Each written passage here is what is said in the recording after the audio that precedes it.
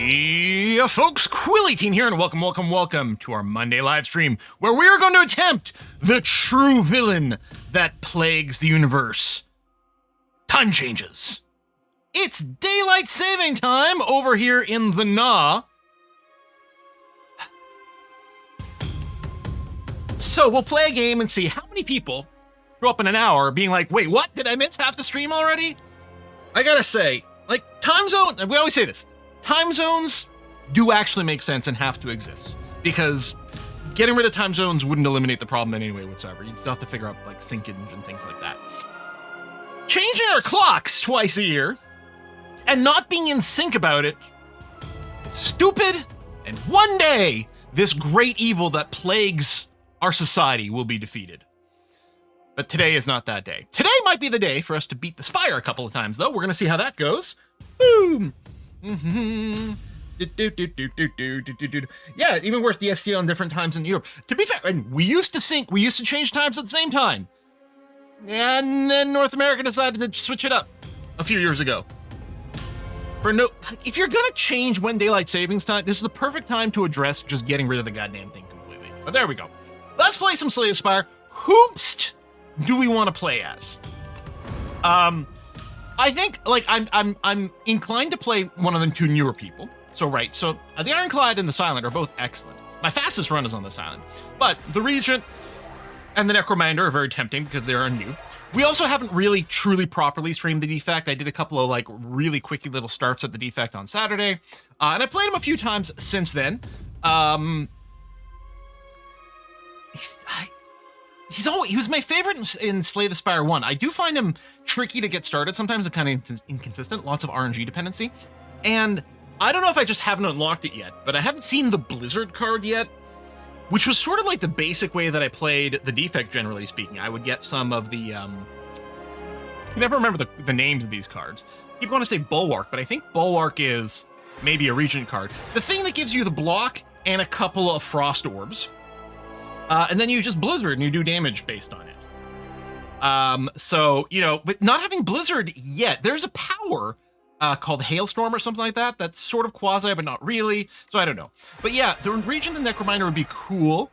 Although, Twim, I don't remember if it's supposed to be Gaelic or how you like your name pronounced. I'm so sorry. It says Poison Run. We could do a silent Poison Run. That is always true. But yeah, maybe we could try a Forge Run with the Regent. I'm not convinced that the Forge Run is quite as consistent as just the Stars Run, but we haven't done a proper Stars Run with Regent. I had one run that ended with me, like, on turn 1 sorting the Queen for like 350 damage, which was very satisfying. But yeah, let's try to force some Regent. Well, force. If we don't get it in the first act, then we'll have to go for another direction, but we will try to go for some Forge stuff. So actually, I will update the stream title to that. Forcing Forge runs as Regent in for different values of forcing. Right? Because obviously if you don't get it, you don't get it, and then we have to go for plan B. But yeah, I will update the title on both sites here. And let's see what we can do with Giant Swordage. Boom, boom, boom, boom, boom. And we are currently on Ascension level 2. All right. Not much of a difference. Ascension level 1 adds more elites, which arguably... Whiskey and chocolate? For someone who has never played Slay the Spire 1, would you recommend playing that first or skipping straight to Slay the Spire 2? Well, here's the thing. I believe you can currently get the bundle on Steam that includes both for about the price of just 2 by itself. I think you could go straight to 2. I don't know. You know what? Because here's what I was going to say. Because 3 of the characters that were in 1 are also in 2. Although they are different because there's different events, there's different cards, there's different relics and things like that. But you would be missing one of the characters from Slay the Spire 1. And I'm also wondering, like, if you started with 2 and then tried to go back to 1, would you be a little bit like, you know, the graphics are base. I mean, they're not They're better in 2, but are they a problem in 1? No, everything would be a little simpler, and it would still feel like a different game. You get 2 different versions of the Ironclad, 2 different versions of the Silent, 2 different versions of the Defect, and then in STS1 you would also get the Watcher. I don't know. I'd probably get the bundle. I try to see about like playing a little in 1 first. I probably would, but it's fine both ways. I think you can start with 2, and then once you're like you feel like you've explored everything in 2, go to 1 and unlock some stuff there. I'm not sure. Okay, I'm always a fan of removing cards from decks. I want my decks to be thin and focused on one specific thing. I mean, upgrade's always good. I don't like Cursed Pearl because the greed you can never get rid of. It's eternal. I don't like it. I think I will probably never take this option because of that. Oh, Demon Axe says they prefer Ironclad Sprite number 1. There you go. Oh, and is Demon Axe actually giving a few more answers there too. I really don't think you'd miss much tripping to 2 in this case. That's probably true. I think you probably could start with 2, and then yeah, you can just backfill 1 when you want some extra variety if you get really hooked into it, and once you've got 1,000 hours in 2. Demon Axe says, I had trouble with the Forge. I think it would work with an early 2-cost block plus Forge card, then eventually... Yeah, and that's what I think. I think Bulwark, which is 2 block plus Forge card, I think you just sort of buy time while padding it. One thing that would be interesting, apparently if you upgrade the sword, it costs only 1. But there's no way to sort of pre-upgrade it. You'd need a card or a potion or something that lets you upgrade something that's already in your hand or your deck. Like if you could somehow get the armament card from the Ironclad into a Regent deck, then I think it might get a little bit stronger. So that's kind of interesting. I did get one event when playing, I can't remember who I was playing as, but I got an event, I was playing as not the Regent. I got an event that let me see a list of something like, I don't know, 15 Regent cards and add any number of them to my deck. If there's a few more events like that for like that can mix and match, that's quite interesting. So yeah, I'm gonna go and remove the scissors because I always like that. Hey, thank you very much. Cursed Pearl on characters that don't depend on card draws better. I really like on an Ironclad. I mean, that's fair if you're playing less card draw, more expensive cards, so you're not as reliant. But I like going like cheap and cycling. Anyway, I'm gonna go Precise Scissors because that goes what I go with. Theoretically, we're looking to push towards not needing strikes. I'm kind of leery about purging strikes too like early in here. I think I will drop a strike with the idea that ultimately we're hoping to get something else, but I don't know if that's the right start. Okay, we got a couple of paths that lead to an early shop. We're not gonna have a ton of money, but that's gonna be fine. Maybe this route. I mean, it's gonna be a lot of fights, but we do get to rest here and into a late shop. If we go, or we could go that way, which might work out better. If we don't have, if it depends on how much money we've got. If we've accumulated a decent amount of money, we might do shop. Otherwise, assuming we've got decent health, we might go that way. This route, actually, I might prefer this. Right? If we go, I guess we could, if we go to the early shop, we can decide at that point based on how much health we've got, if we want to go campfire elite, or we want to go elite campfire. Because I think ultimately, and I guess this is another path too, especially if we want to do a bunch of upgrades. Like, we've got a lot of options when we get to this point, and we can see how we feel.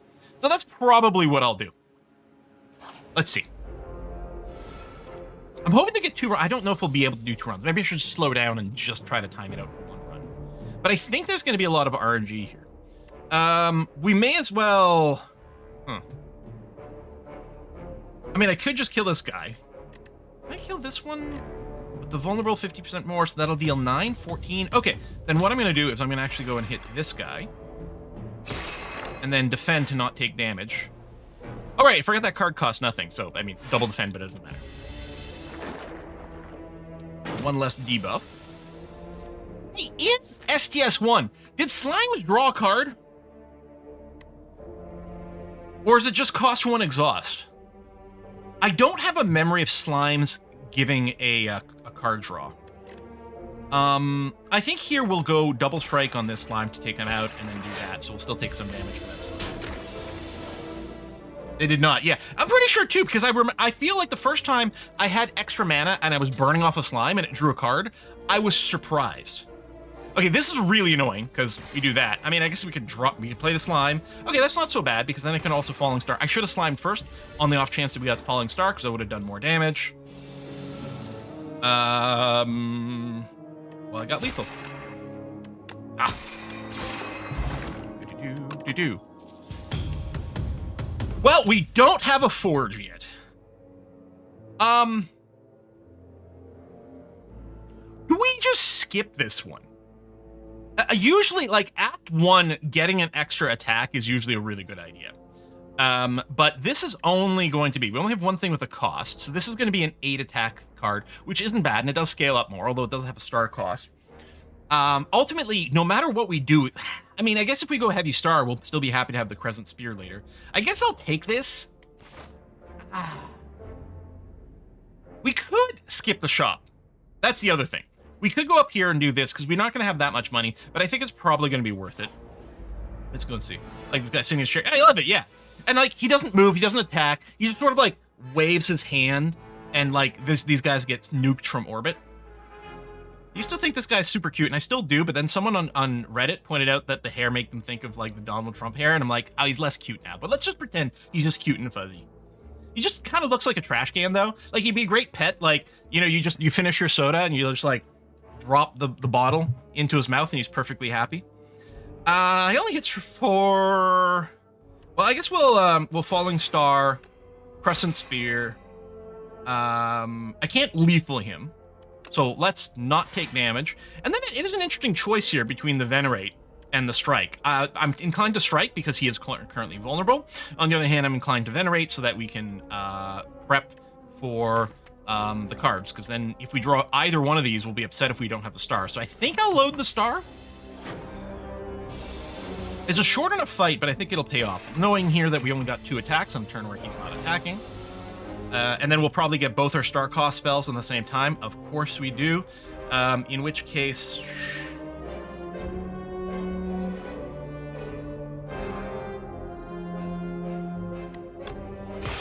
This leads to more damage. Oh, wait. Oh, fuck, I had lethal. Well, no, I didn't because I didn't have the star. I don't think I could have had lethal because I couldn't play all of my attacks. But... we've got lethal there, and we don't take damage. We've got a flex potion, which is nice early. Okay, Crash Landing is interesting. I've never picked it up. It would be Awesome Saw. Oh, it is Exhaust. It is not... No, it is Exhaust. Damn. I was like, I was thinking it was Ethereal for a second here. This would be amazing in Act 1. But there's no way it maintains itself, right? It would make an easy mode Act 1, and then it becomes terribad. Terribad. I'm just wondering about a Solar Strike, and we just being like, listen, we're going to a Stars build. I don't think Solar Strike is terribly impressive either, but it will help to just power through our things. I guess it's the same sort of logic. Like, maybe I just take it. I don't have to play it just because I draw it. Well, yeah, that's a lot. You want to use it when it's going to finish things. That's why it's good in Act 1, because generally speaking, 21 damage to all enemies is pretty much going to solve most of your normal fights. And you could just not play it on a turn where it's not going to end things. Or, I could just skip.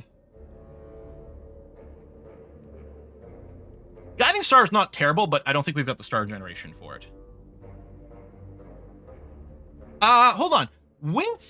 Does the Regent have an Exhaust combo? No, I think he has Ethereal combos. Yeah, I think we'll just take Solar Strike and use it as a star generation for now, but... It's always the same. When you go in with a plan to go with a certain build, the game is always like, no. Okay, I think I want to double block here, and then I'll probably Solar Strike. I mean, I could Venerate, but I think this is probably the better route. This... Okay, we have 22... We have 37 damage with the Flex Potion, unless I've mathed wrong. We are 1 short on lethal. Well, that's frustrating. So I guess I'll just do this to only take 1 damage, and then hit him. Maybe we'll have lethal next turn. Yeah, I think Necro has a Ethereal combo. I think that's... Or... Oh. Regent... Maybe it is the Necro then. I don't know. The Necro! Oh my god, I'm having so much fun with the Souls builds. They're so good. Okay, let's Falling Star first to vulnerabilize him, and then hit him with that because it's more, and then lethal him with this. Alright. Oh, hey! Well, there you go. If you want a Forge build, the Furnace, it's slow, it's set up and things, but it is a consistent source of forging. So, let's do it. We said we were going to force Forge, even though we clearly have a deck that's working well towards stars now. We're going to try to force Forge. Any later than that, I probably wouldn't have. Do we also pick Parry? It's another crash landing. And then the Rot in War. I'm not sure. Budge. Refined Blade is nice. Yeah, maybe we Refine Blade and then remove just a dummy strike at this point. And we've drawn all attacks, and we haven't added anything that adds block other than oh, we didn't actually take parry. Never mind. Yeah, let's just get rid of a regular strike. All right. Well, at least we've got a couple of sources of that. I don't think I like Rotten War. It is Forge, admittedly. F it, let's get it, because we could use something in our deck right now. Okay, we've got a good amount of health. I think I'm going to go this way. Ah, it's the statue. Okay. Well, no matter what, we're going to be hitting for 3 attacks. So we want to start with our weakest attack, because we get higher percentage, so we want this to go up. I mean, I guess I could have Rotten War and then Sovereign Blade, but I think we'll just do this. And Falling Star. And I mean, we can hold it, but at the same time, the more we cast it, the better. Actually, that's interesting. Well, this would only do 15 damage. We can do 14 damage by just casting this other shit right now. And then we can just hit him harder next time. So I guess that's fine. Didn't even check that I played that in the right order. And then here he starts hitting us. I do wonder if we just hit him for the max right now and then try to finish him next turn.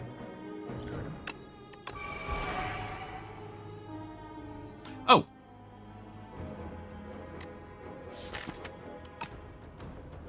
I had +1 energy. Right. Okay. Maybe I'll just block a little then.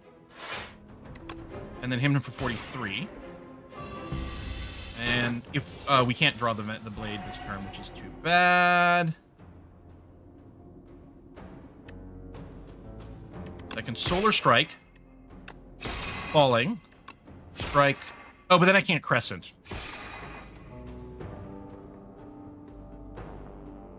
I bet you I could have gotten lethal if I'd played things in a slightly different order to take advantage of 10% a little bit more. 5 rings is terrible.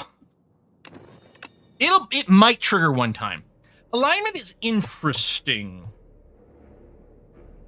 So I don't think we take Kingly Punch, because I don't think we need to do, like, this kind of attack.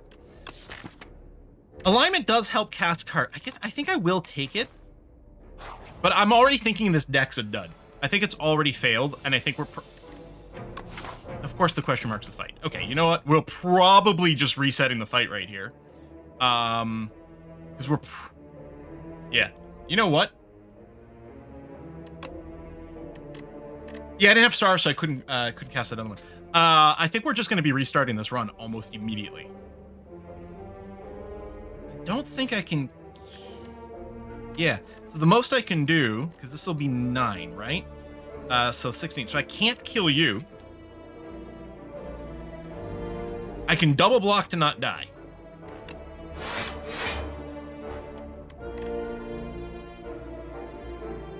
Let's just restart now. You know what we should do is just, if we're going to force Forge, we should restart if we don't get a Forge card within the first couple of fights.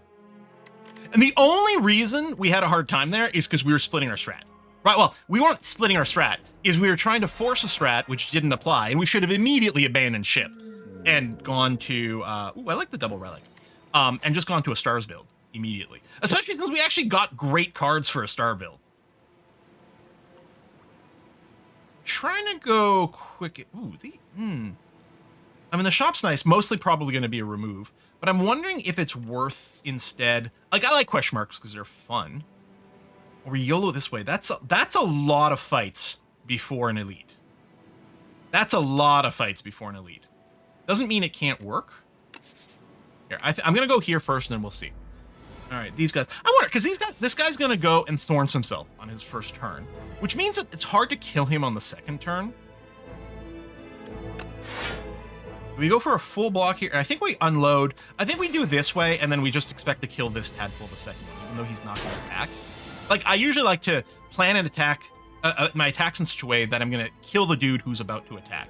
And depending on how much draw you draw, like here would have been fine. I guess I could have done that and then gone after him for the Thorns Edge. But yeah, I'll just go and whack him like that. And then I'll just Venerate to be ready for the next one. I think I should have done it the other way. I think I should have attacked this tadpole. But it looks like it's not going to matter because we're just going to go. Okay. Well, we took a tiny bit of damage that maybe we didn't have to. Colors Potion is fun. Royal Gamble is really interesting. I think it's kind of awkward to grab it now, although it can work because we start with 3 stars. So then if you Venerate, and then you'll have enough for the Royal Gamble, it really sets you up for a lot of star generation. But the thing is, I love Gather Light. I think it's wonderful. 10 block, solid card, gain a little bit of energy. Hell, I think it works even if you end up going Forge, because a lot of times there's like a little bit of block until your stuff gets to critical mass. Do we go for a removal? Yeah, okay. Tell you what, let's go this way. Well, it might not be a removal. We might buy. We're not going to go for the hand, this. Well, I mean, if we're going to force Sovereign Blade builds, the Conqueror works for it. Astral Pulse is so good tier, like, Act 1. Like, I really feel like you pick this, you just get so much of a... It's so much more consistent. I don't know if you can rush the Sovereign Blade early. One of the things that does make the Sovereign Blade less appealing than it seems at a first glance coming from STS1 is there are a lot fewer like boss relics and stuff that give you energy. It finds it's harder to get it. You know? I guess if I get this, I can still remove a card. Whereas if I get this one, I cannot. All right, Conqueror it is. And I did add a block card. I could get rid of a defend. Maybe I will. And especially since we're going to be drafting Bulwarks aggressively. All right, well, let's go for the Elite. Again, Act 1, if it, you know, if we spud out, like if we just fail there, it's fine. Conqueror... Okay, the blade's going to come in with 13 damage. 13. So if it's vulnerable, it's going to add, what, an extra 6 for 19? So 26. Oh, I think we got lethal that way then.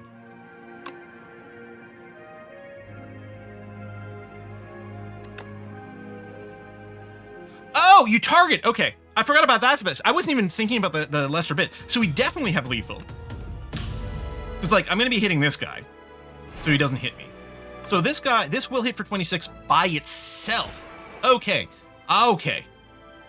I may as well still Falling Star. Hell, I guess I could have hit this guy because it would have stunned the attacker regardless. Although he's just buffing this turn, so do that and leave him at 1 HP. All right. Boom, boom. I think we go with Cosmic Indifference because it does let us push a Sovereign Blade on top of our deck. It lets us push anything on top of our deck.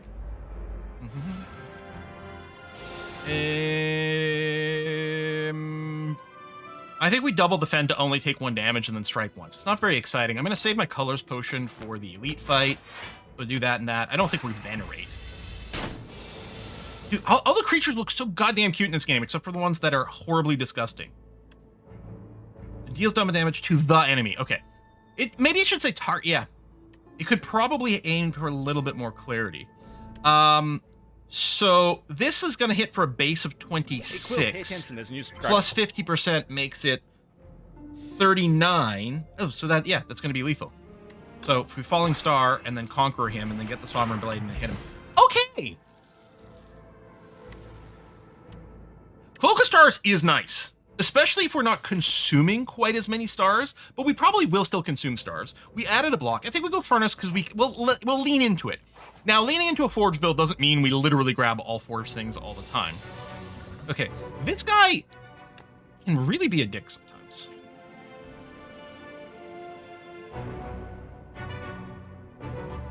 I guess we pick up a Scrawl and just hold on to it.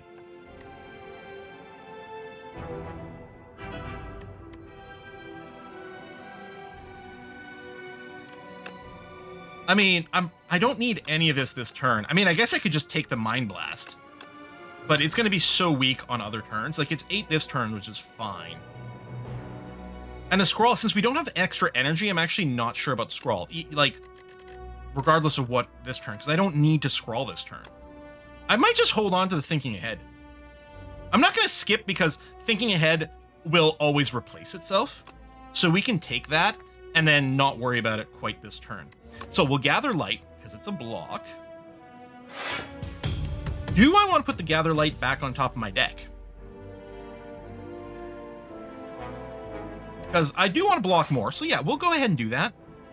And I might just block again to not take damage this turn. I mean, everything in this game tends to be a bit of a clock. So I could Venerate, but I don't think there's any need. I could Strike. I guess we'll do this to take no damage.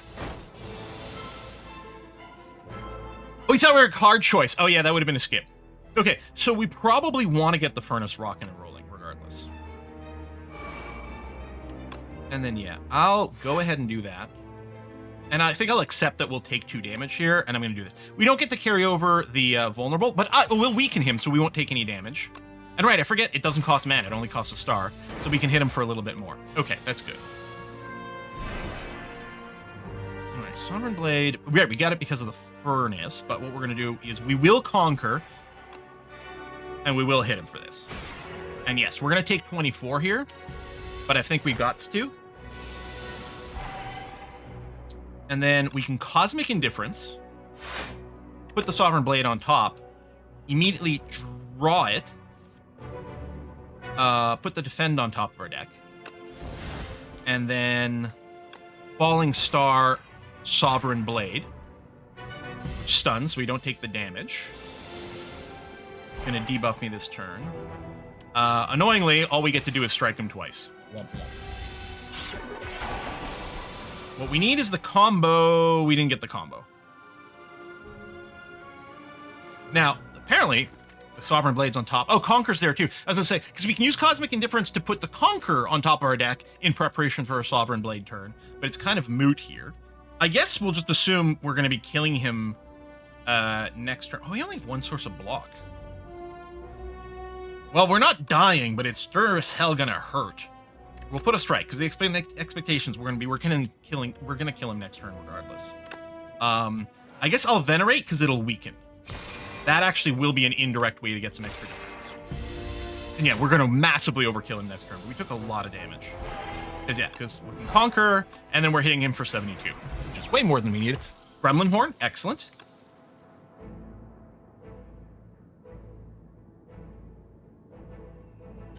I think we Cloak of Stars, because we actually are generating more stars than we really need. Our only thing currently consuming stars is Falling Star.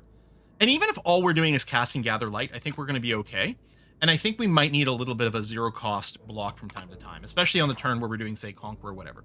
Okay, well, we need to heal, but there's a bunch of different ways. I think we go down the right, because then we've still got some options here for heal into Elite, into Shop, into whatever. And we have to take the heal, which I don't like. I always feel like whenever I have to heal at an actual campfire, I see that as a bit of a loss. Either way we hit a question mark. I'm going to do a question mark first. The Spoiled Map. This really fills up a lot of stuff in your deck, but it's probably not the end of the world. It's such a slowdown. It's such a dead card just to get money partway through the next act. But it is a lot of money. We lose HP, gain a random potion. If this was guaranteed to be like a rare potion, I think it'd be worthwhile, but it's completely random. So I guess we'll do this, but I don't love this event. Okay, the guy in the back is going to gain more strength than the guy in front, even though the guy in front is a lot easier to kill. But I guess what we'll do is we'll start with the Conqueror into Sovereign Blade. Right? And yep, that's it. That's all. Not too bad. Let's go. Kaka!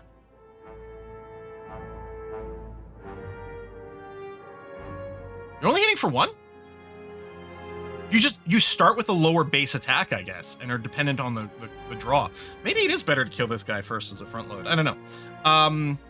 But we're obviously not killing anyone right now, so what we'll do is we'll defend, and I Falling Star you just for the vulnerability? Now we're taking 0 damage already. Okay, so I know you were vulnerable. Maybe I should have done it because you are vulnerable.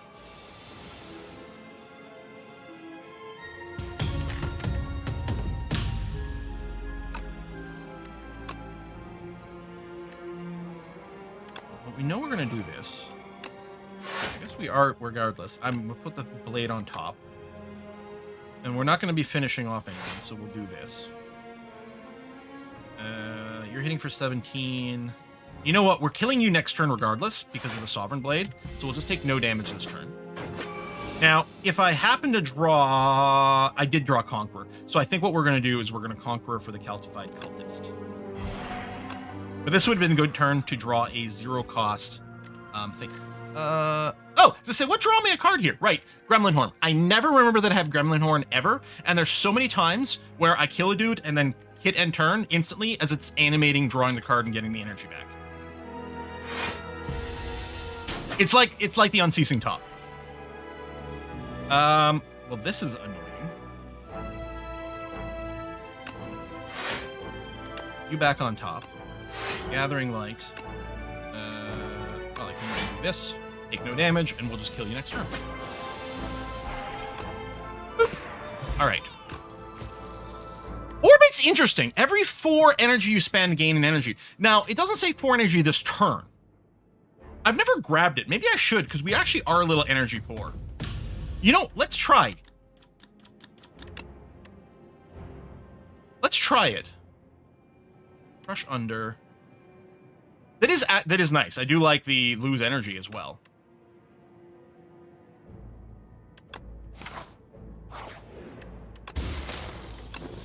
I've never grabbed it, so I will. Okay, so Whetstone, that's fine.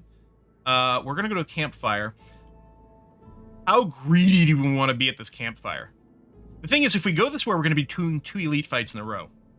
Which I don't think I want to do. I think we're going to do left branch. Can I avoid a heal?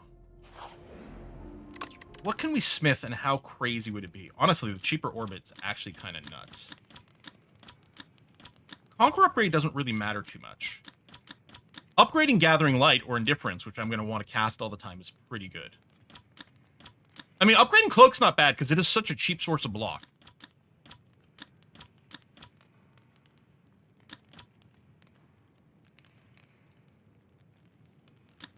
I should probably heal, but I'm not going to. Not in Act 1. Act 1, I'm way more YOLO. F it. Let's go maximum YOLO. Another orbit. Oh, a Refined Blade would be nice, but I think what I want to do is I want to make sure to draw our good stuff as much as possible. And yeah, I don't think we need any strikes. I don't think we need any strikes anymore. All we need to do is block and build up our big sword. Okay, Kaka guy. This guy. Well, we can immediately kill the tadpole. Which is what I'm going to do. That means I'm not going to get to play the Furnace immediately, but that's fine. We're going to hit him for 26, take him out. Oh, and then the Gremlin Horn triggers. God damn. Okay, so let's Furnace and not play Cloak of Stars. Every time. What is the main difference between this first game and this one? Don't know they made a second one. So the second one just came out, and it's got 2 new characters. So 3 of the old characters are back. So the Ironclad, the Silent, and the Defect are back. A bunch of the cards have changed, a bunch of the relics have changed, tons of the events has changed, and brand new enemies. And then 2 new characters. And this is early access with lots of plans to add a ton more as well. Visually, it's impressive. Already, like, people who have been playing feel like there's a lot more replay value and things. Basically, they want to add a bunch more content to the original game, but because of the way it was created, it was going to be harder and less flexible. Oh, also the second player has multiplayer. The second, like, this version has multiplayer. And that's kind of a big deal. Okay, well, we're clearly playing out our whole hand here, so I should play Orbit first, so it starts to count up. And then we're going to do that, and we'll do that, and we'll do that, and we'll take 1 damage. And, well, that's a little annoying. Oh, there's nothing in the discard. Well, I mean, I could play something and then Cosmic Endurance to put it back on top, but I think in this case I don't wanna. So I'm just gonna do this and this. We're gonna take no damage. I'll play this. I guess I don't want to play the last defend because I don't need it. Plus, I think it would trigger my orbit, which I don't want. So we're gonna end because I want the energy this turn instead. Annoyingly, I don't have my sword, and we're gonna get the energy this turn, which means we're gonna be playing out all but one of the cards. I mean, we want to make sure we block enough that we don't take damage, and I could hit him, but I don't know what's better here. Hitting him for 9 now? Probably just hitting him for 9 now. Well, I guess I can do this and conquer. I guess the question isn't whether I hit him for 9. It's whether I hit him for an extra 6 or conquer, which doesn't matter. I guess if I do this in case I don't pick up the Sovereign Sword, it doesn't matter. We have lethal either way. Sovereign Blade, it doesn't matter. 9. Okay. Power Potion, nice. Dying Star, I love. I do like it. It is ethereal, so if you don't cast it when it's in your hand, it does go away. But this can save you from so much goddamn damage. I think we do it. And if it's a fight where you don't need it, then you just don't cast it and it goes away. It doesn't clutter things up. And we got the Clam of Plated Armor. There we go. See, we can immediately start with, say, the Dying Star, which seems fine. And then I can Cosmic Indifference, putting the Dying Star back on top. We're taking no damage because of the block. We've got that. I'm not going to use the Power Potion. We're going to save that for the boss. Oh, you're not doing anything this turn other than prepping. Okay, well, we'll also prep with Furnace, a Strike, and I guess we'll Gather Light just for a star. Strength goes up. Well...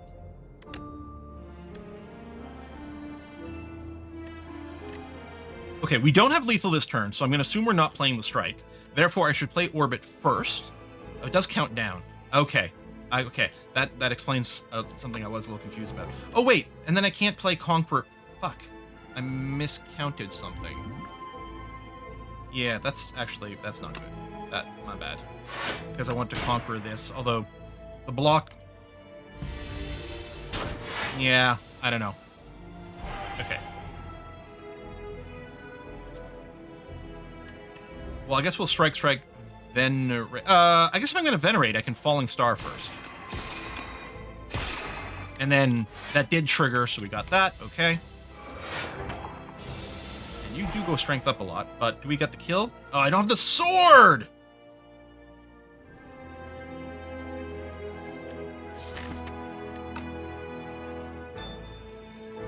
I could... I guess we'll just kill him next turn. I will Conqueror, do this, put the Conqueror back on, defend, Cloak of Stars, take nothing. And I mean, just the sword by itself would kill him at this point. We don't have to do fancy stuff. All right. I think we do want one Refined Blade. Do I even? The Orbit... No, actually combos well, because we can... This is sort of double dip, because it's also progressing a quarter along the way.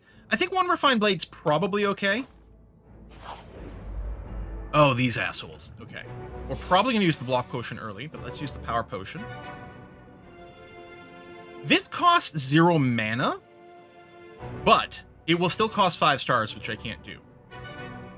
Well, I could Venerate.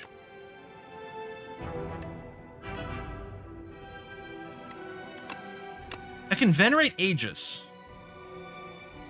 But we've also got Parry, which obviously combos well.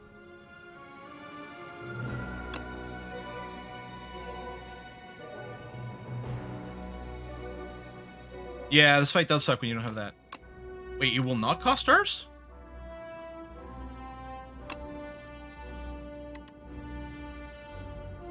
There was... I feel like there was something...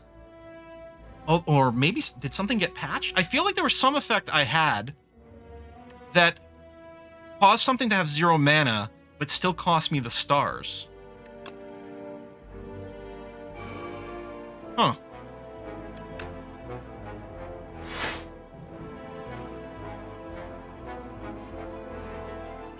Let's hit the guy on the back.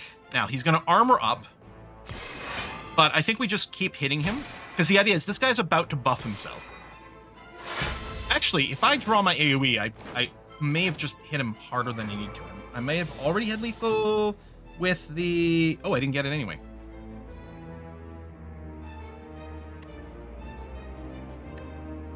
going to be a 13, so 26 damage. More with the fine blade. Okay, we can get a kill here regardless. So, you're currently at 16. If I do this, you'll be 19. You'll double for 38. So yeah, I can kill anyone. If I do... Oh, no, then I won't have the fucking mana! God damn it, Quill! Ah! Because my original play, I was thinking, oh, I'll have enough because the Cloak of the Star doesn't cost me anything. But then I got ahead of myself. And I do have to finish this guy, although I can finish him with just that. It takes slightly less. And that does give me an energy back, which is great. But yeah, I can't Conqueror plus Sovereign.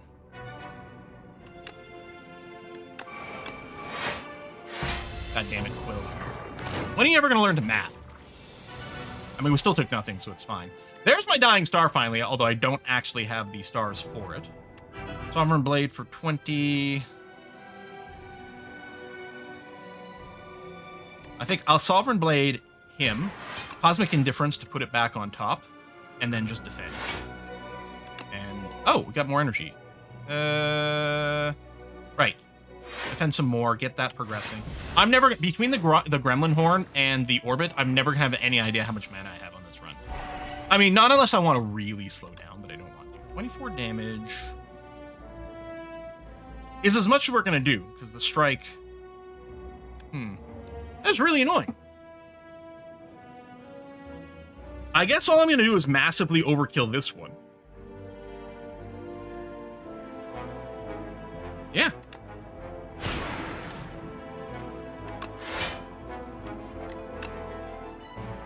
Hit that guy because he's about to buff. And then I'm already not taking any damage, but I want to progress the Orbit. And then leave that. The mana math is going to kill me on this run. That's what's going to happen here. And yeah, I don't have... I think I probably need... It helps that I have the Indifference, but I think I need one card to fetch the Blade as well. That way we'll have two different waves to sort of prep some Blade play. So playing Conk right now is just a Forge 3, which isn't a terribly big deal. No matter what... Well, I guess I'm playing out my hand regardless. I already was going to, and the Orbit's going to trigger regardless. Yeah, that's really annoying.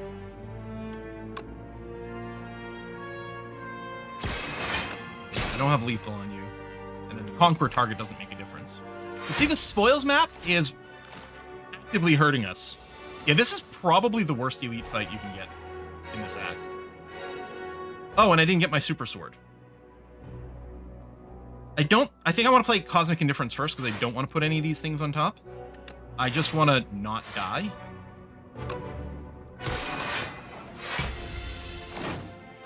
Womp womp. And it's completely different if you do have a bunch of AoE in this fight. So I'll strike you. Gives me mana. Look at me counting my mana. Falling Stars you. Make this bigger. Here, we'll hit you for 76. Stop giving me the Book of 5 useless rings. Oh my god. Such a trash artifact. Right? Astral Pulse would have been great for the last fight. Wow. I think that's a skip. I like Hidden Cache, but not for this run. I like Gather Light, but I don't think we need another one. And I don't think... Yeah. There is a... there's a card that turns your sword into an AoE, by the way. It hits everything. That's really what I want. Okay, well, we obviously have to heal, which I hate. Because healing doesn't make our deck stronger. I'm not sure... Lagavulin... Well, okay, we're not as sensitive to losing strength as on some runs. I think I'm happy with not casting Dying Star. Because I don't think Lagavulin multi-attacks. I think it's just a single big strike. Although, what are we going to do? We may as well hit her this turn.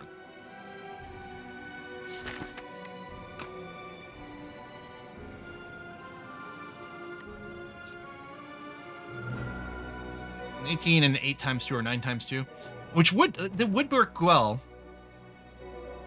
So, all right, well, we'll just unleash the full damage. So we'll wake you up now, because sure. And then, yeah, I guess on the turn we play it, you won't hit us very hard. I mean, I want to Refine Blade whenever I can.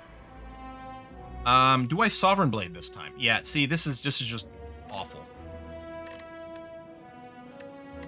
I'm not convinced the Sovereign Blade's going to hit hard enough, so I'm going to Gathering Light strike.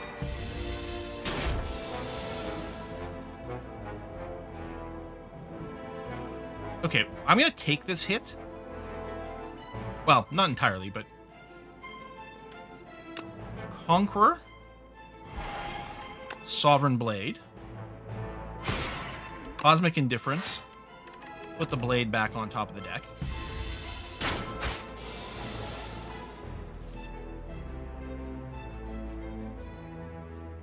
Well, we have to defend to not die.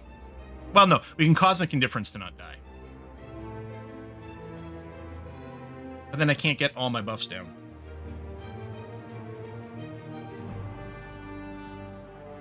I guess I just Orbit Furnace Cosmic Indifference. I think this is doomed. Yeah. We needed the orbit a little faster. Yeah. I think it's probably just doomed. I think she debuffs us next turn, though. This is the debuff turn.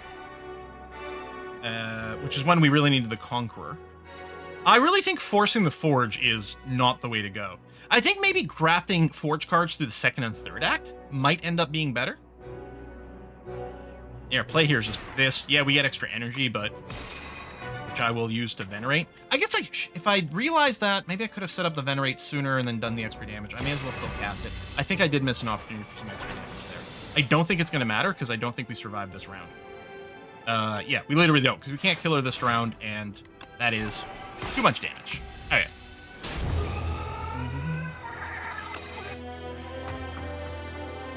I would still love to build around killing things with the Forge, but I think it makes a lot more sense for us to not blindly force it like we were doing. Let's see the scroll box. One thing I've got to complain, you can't see what these other cards are. I can't right-click, I can't mouse over. If you don't remember what these cards do, you get nothing, which is really annoying. I guess if we wanted to be like, well, I guess either way, we've got some Forge stuff. We've Refined Blade and with Furnace. I don't know, I don't remember what Bigon does. Crush Under, we just saw, but I already forgot. Oh, click it and you'll show them all and then you can go back. Oh, okay, thank you. I really thought it was going to be a lock-in. Bigon, deal 4 damage, choose a card in your hand, transform to minion dive bomb.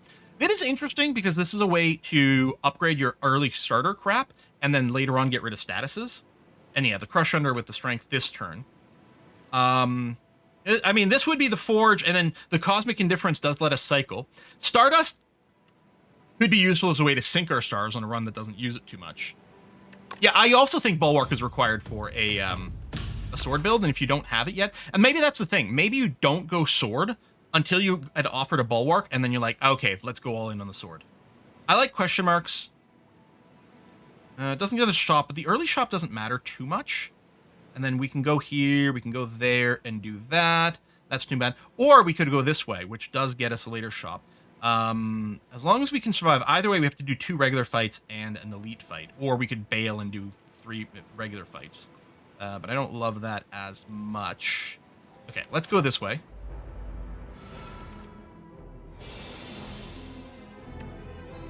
I mean, I could open... I can just open with a kill.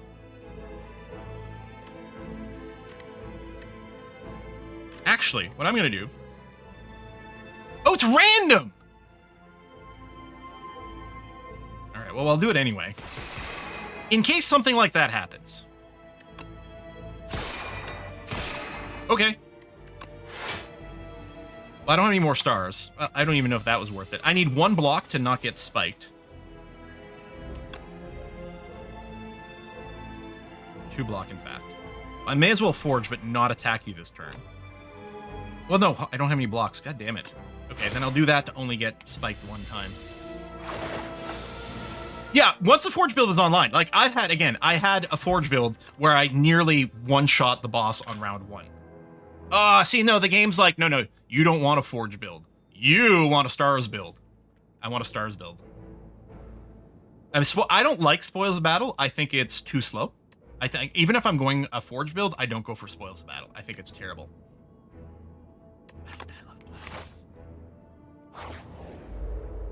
We may have to switch over to Stars build. So no matter what, we have no block this turn. the math here, I'm assuming Falling Star to vulnerable. Well, let's see. Okay, the vulnerable here is adding, it's going to add 9 extra damage. And I can still Stardust. Okay, so we're going to do it that way. Nearly a turn 1 kill on this guy.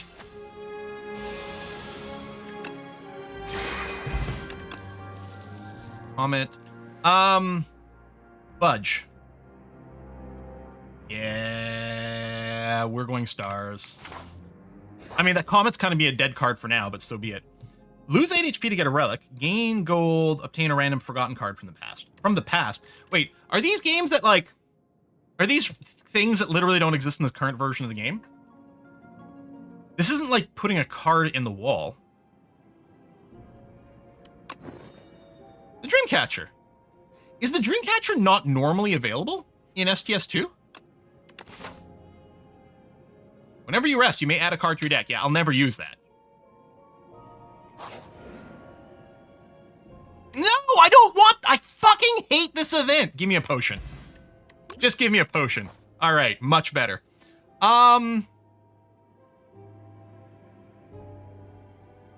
Let's go this way into the shop.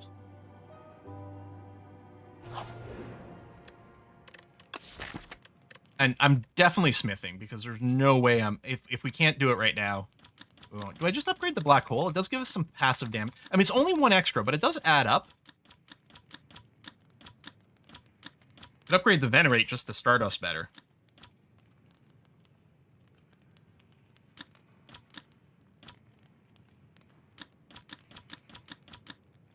I mean, the Comet does get pretty big. Let's just upgrade the black hole. Hate that event. I'm already pretty damn low. The cheese is a nice investment, though. Okay, let's do it. It's effectively healing 1 per round. We gotta survive this fight, and then hopefully not get something bad over there. Again, I'm fine with taking very high risks in the early game here. Well, we did get a block. That is literally it. I don't... Well, there's... I think it's random. I think this Corpse Flood could attack a second time next round. I'm gonna do that. Plus that. And then the question is... What do we bring back? Probably the Falling Star, because I still will have enough to cast it. Yes, he attacked again. There's the... Okay. Black Hole...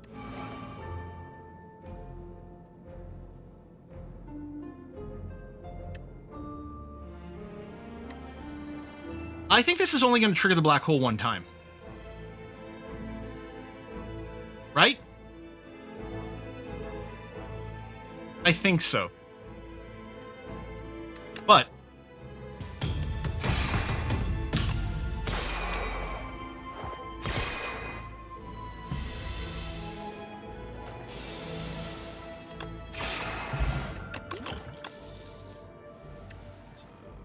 Create... Oh, reflect. Well, there you go.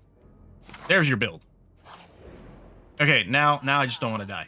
Right, I have no money. I forgot about that. But the shop was still the right way to go for safety. User Bracelet is amazing, because now we know we're not going to get a regular fight here. Steady. Retain. I don't think we...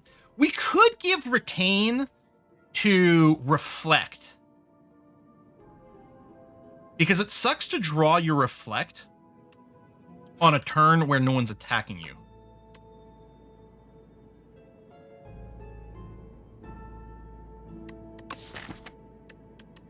I think I will do that.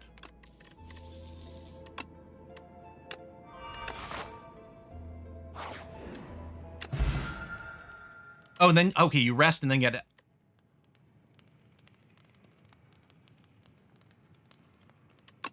I mean, it's so silly. And it's so expensive. It's a rare card, which is amazing. A lot of colorless cards are cheap.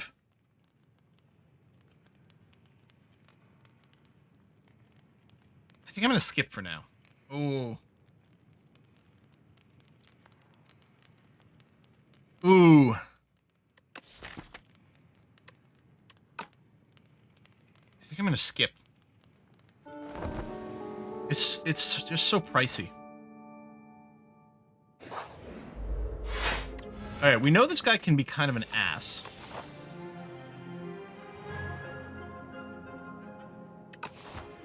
I'm trying to decide about, like, potions.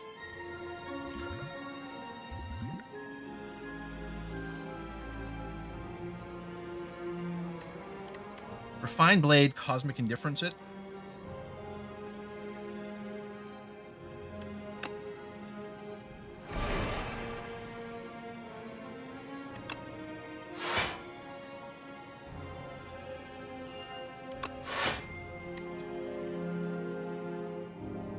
I think I want to save my stars for the Reflect.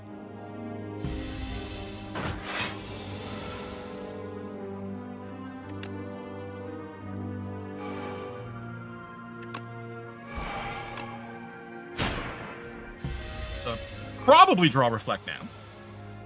Of course we don't. Of course it's sitting at the bottom of that goddamn deck. Of course. Do I want a skills potion here? And draw an extra defense to save some hit points. Because we are going to take 9.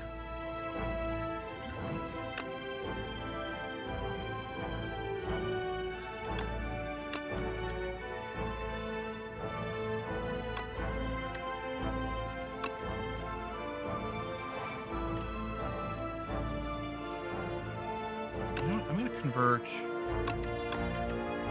everything into these. I'm not going to cast all of them.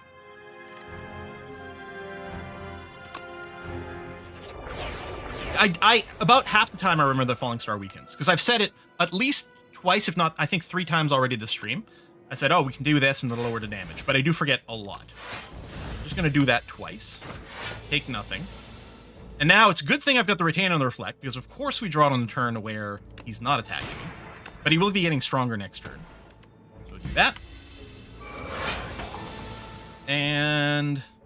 oh, we even got the Comet. Well, let's just finish him off with the Comet. Okay. Well, if we're going stars, even if we're going to go swords later, and we do have the Refined Blade, like, we are doing a little bit of sword stuff. But I think we Hidden Cache, since we already have the Black Hole and the Comet. I think we have to Hidden Cache. I think we can probably take an Elite, but what I'm going to do is I'm going to go normal fight first, because if it goes badly, then I can bail. Can't remember what this guy does, but he can be kind of dickish.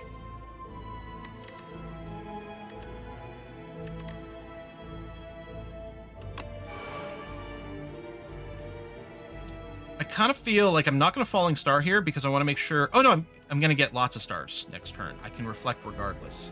But I also don't want to take no damage. If I do this, the weakest 25. He'll hit... I think he still hits for 8, because it rounds up. Might be 7. I think I'd rather take 0 damage. Plus, we get to accumulate more stars for the Comet. Oh, he's not going to attack this turn. Oh, that's... this? Good. And what a great turn to Reflect.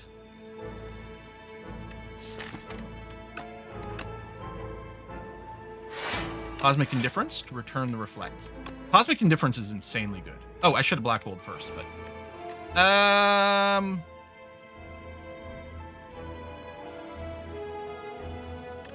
save the stars for the Reflect.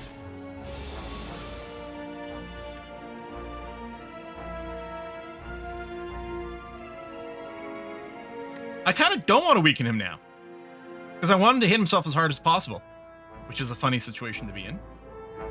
But then I'd also do damage to him, although not much because I'm weakened. I don't know what the math works out on that one. Math works out of I'm going to keep the stars, so I'm going to Reflect, Venerate. I mean, I guess it'll do more damage because the Black Hole as well. Fuck it. No matter what, we've got lethal next turn, so I don't think it matters.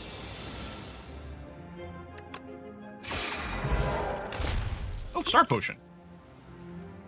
I don't like Pale Blue Dot here. I mean, this is obviously great in a Souls deck, but we're not running a Souls deck. I don't think I'm going to Solar Strike, even though I am running stars.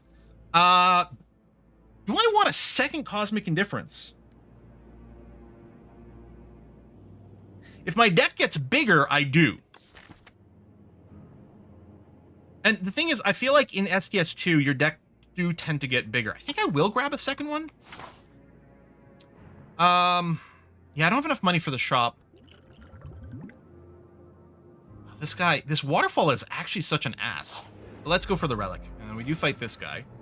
Although this could be a good one for reflect. In fact, I think we go round 1 reflect.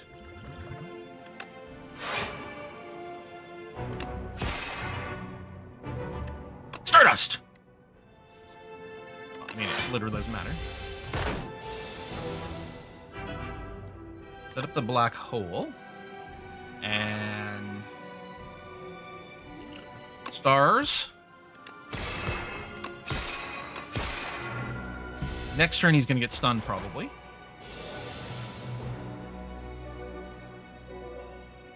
Or not.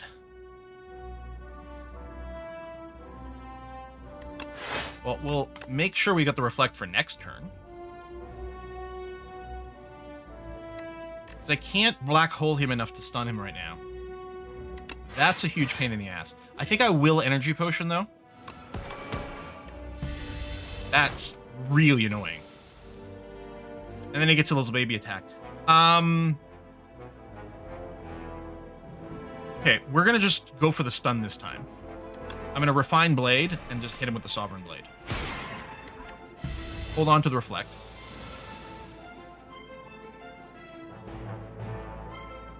Again, I think so this will be 35 damage.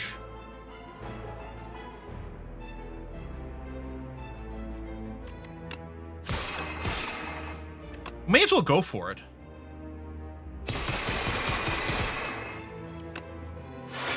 And then, whatever, just have some source of damage. He busts me, but... oh yeah, with vulnerable, that's right. Die. Ooh, duplicate. Fucking... why? This is 3 runs in a row that the game gives us Book of the 5 Rings early, when it is, like, effectively a null relic. It might, at one point, heal us for 15. It might. One time. And maybe not even a time that it matters. Holy shit. What a... this is the opposite of streamer luck. I don't think I take parry, because even if we end up with the Sovereign Blade later, we don't have it now, and even then, it's not that important. Alignment is nice, and we do have star generation. Between, like, the starting Venerate, obviously, but also the Hidden Cache. There's a good chance the alignment's going to work out pretty well for us. We're a little stars hungry. That's the only thing I'm considering. We don't have that much high expensive stuff other than the Divine Blade right now. I might just not take it. Just to make sure we can reflect properly.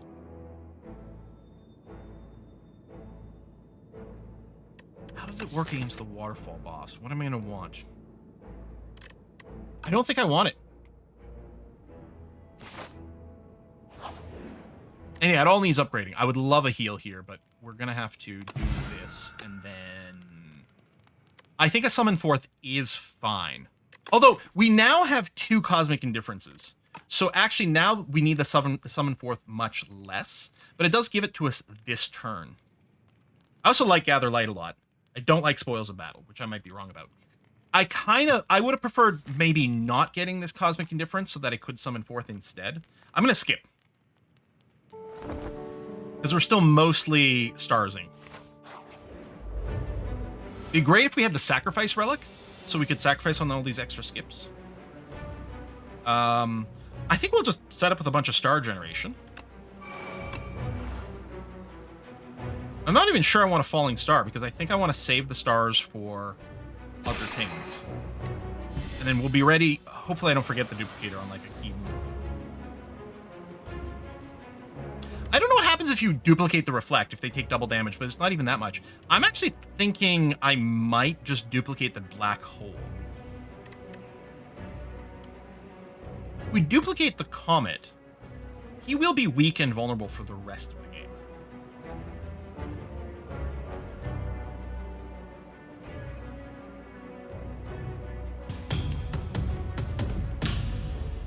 Play black hole, duplicator, then play the comet. Ooh, it's hard to know. I think that's probably the right thing to do. I think duplicating the comet is faster. So we're gonna do the black hole, duplicate the comet, and yeah, he's gonna have 6 stacks of these things, which is gonna be for the rest of the game, which is nice. And then I'll still reflect, so you can take his 11 damage, and then I'll strike, and I'm not gonna Stardust. I think we have better uses for our stars. In fact, I think the Stardust may have to go.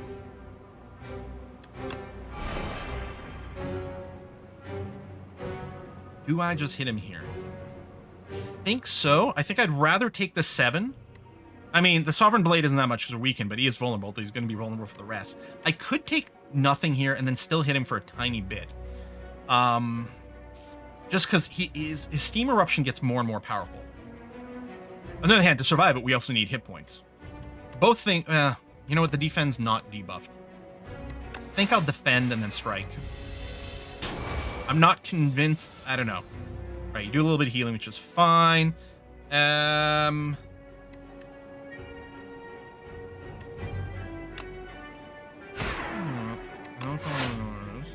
then we'll venerate. And no, I think we've got, again, better things with the stars. Like, I might use Stardust to finish.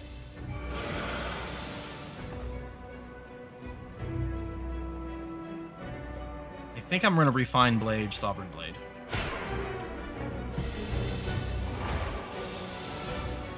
Yeah, it's starting to be a little risky. Oh, where's my reflex? Okay, defend, strike.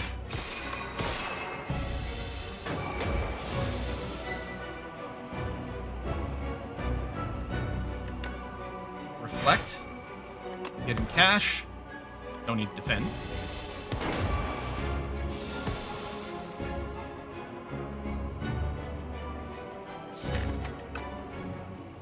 Let's Cosmic the Reflect.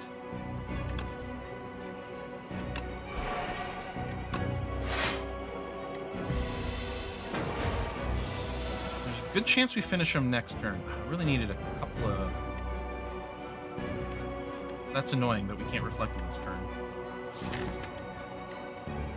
Oh, the Comet's in the trash, that's why. And I wouldn't be able to afford it anyway. Okay, well, we're going to do this. I'm going to Cosmic Indifference. I'm going to put the blade back to make sure we kill him next turn. Well, he's going to heal, but I think he's going to be... Yeah, he's going to be fine. Well, I can kill him with Reflect.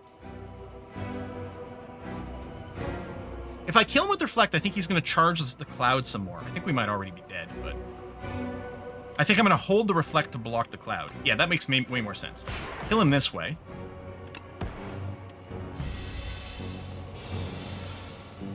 And then we got to survive enough damage here, which... Okay, we will survive. Okay. Funsies. Woo! I have not seen Genesis before. 7 stars is cool, but we already have an expensive stars thing. Decisions is also super fucking cool. It is so goddamn cool. But we already have some star drains. I think Genesis is going to be much better for us. Especially with the black hole. Look at that. In one more card, we are gonna get the heal. Imbue. Oh yeah! Autoplay a card at the beginning of combat. It has to be a skill.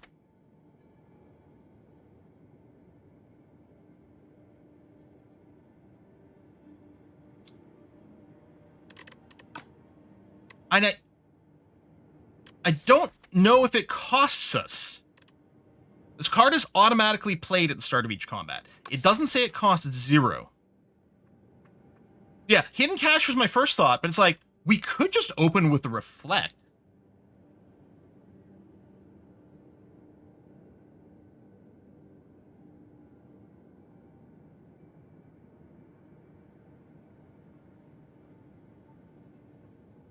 Oh, it's an enchant. We can't put another enchant on the Reflect, so it doesn't matter.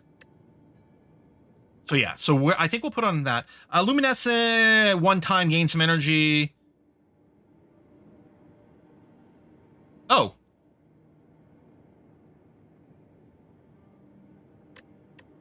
No, auto-casting the Hidden Cache is going to generate more stars than Touch of Oribus.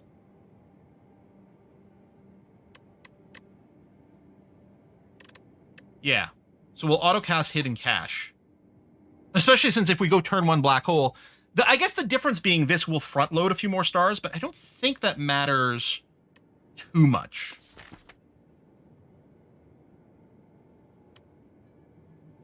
There is a difference. If we go and imbue the Hidden Cache, we will start with 4 stars, which means we can't open with a comet.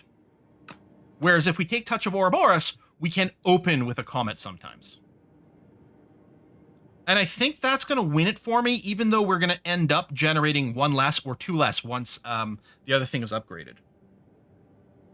Yeah, I think I like this. Money's okay, not great.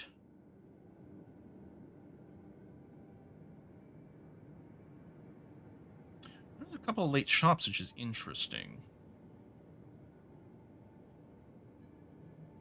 Although I think we probably still do this.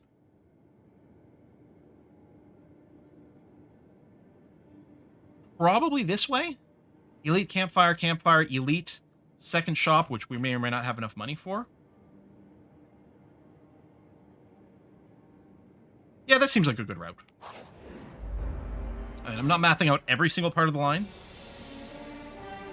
See, this is what I'm saying. Like, we can open with the Comet. Weak the fuck out of this guy.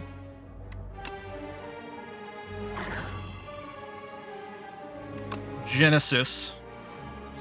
I don't think putting the Comet back on top of our deck is that helpful, but it is more block, so we'll do that. Only take 3. He's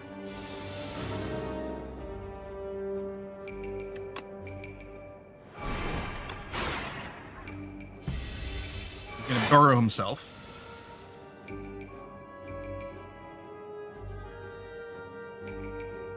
And again, as long as we're not going to take any damage, I actually don't want to weaken him. Which is funny. There you go. You get stunned, and we probably finish you off. Well, we can finish you off with a Stardust, I think. I guess I can Hidden Gem first. And Black Hole. And then Stardust. And then I still have the Strike. Okay, and AoE's excellent.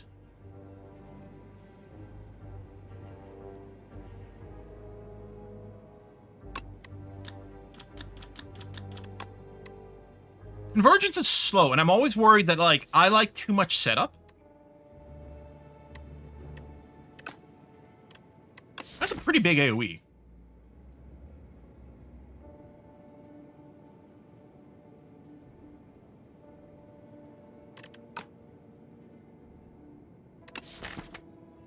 We're past the worst AoE stuff, I think.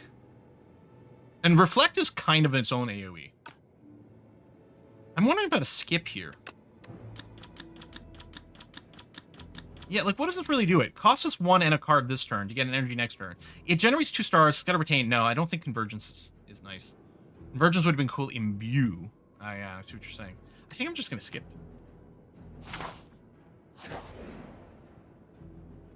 Oh!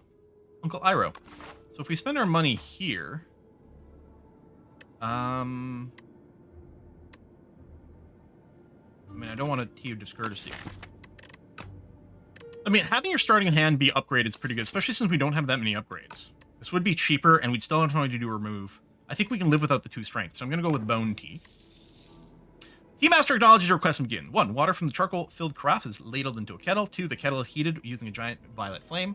A scoop of tea goes into the kettle before it boils. Really? Off the heat, a series of rhythmic claps track the time. The kettle is hoisted high and precisely poured into a tiny cup. Tea is served. Wait, I'm still going to go this way for the shop. Alright, these guys here, we can only hit them for max 9 at a time. So we're doing a great fight for the AoE. I'm actually wondering if I should Dex Potion for this. I mean, I can just double defend and not take any damage. And then the strike is exactly 9. If I did this, I could single defend this round, and honestly most of it, and then probably spread out more attack. I think I'm going to Dex Potion here. And then I'm going to... well, I just realized that our mana is going to be not great, but then we can set that up. No, that's fine. And this overkills, like, because again, we can only hit for 9, but it does guarantee the extra attack sitting around. We're going to Cosmic Indifference and just bring a regular strike on top of our deck, which is going to be okay. And then I will block a tiny bit more.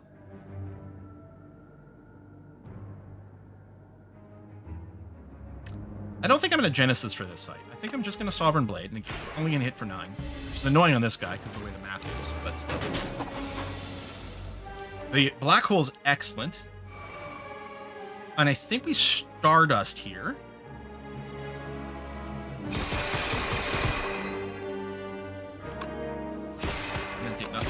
Okay. I think there could have been a better play at the opening, but this is fine. Quasar. Choose one of 3 random colors cards added to your hand. Actually, the Royal Gamble is probably okay. Deal 3 damage to all enemies for each star gained this turn. Ooh, I mean, obviously with the Royal Gamble, it does something. I don't think so. I think I do just take the Royal Gamble. It is 1 dead card. I mean, this is... Now, hold on. This is effectively gain 4 stars. It's effectively a card that says gain 4 cards.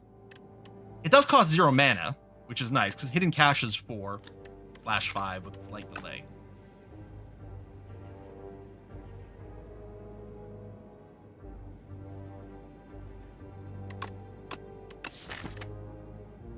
Be nice one to start in our hand with the way our setup is working here.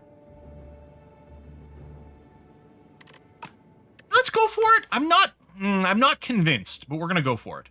I think I am gonna continue down this. Okay, if I did go... Okay, we're gonna go to the shop regardless. I still have to make a bit of a decision, but I think we'll probably still go there. We won't be able to afford a relic. I don't think we're gonna parry. Cloak of Stars is very nice. Lunar Blast, Crush Under. I mean, it is a little defensive, but it's only for the turn. Okay, I'm definitely gonna want to remove a card.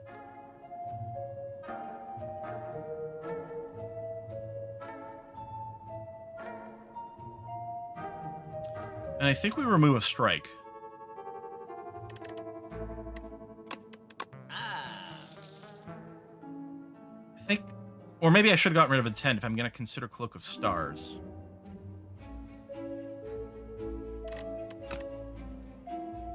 I think I will get the Cloak of Stars.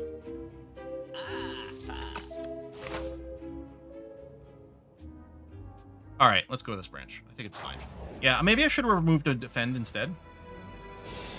Oh, yeah, this guy. I'm not going to play Stardust. I guess here, I'm going to Venerate. Am I going to put the Venerate back on top? He's going to attack next turn. I don't remember what his buff is. I don't think I want to Venerate back on top, actually. I'm not convinced I'm going to Cosmic Indifference anything. I might just Venerate Strike and then call that done.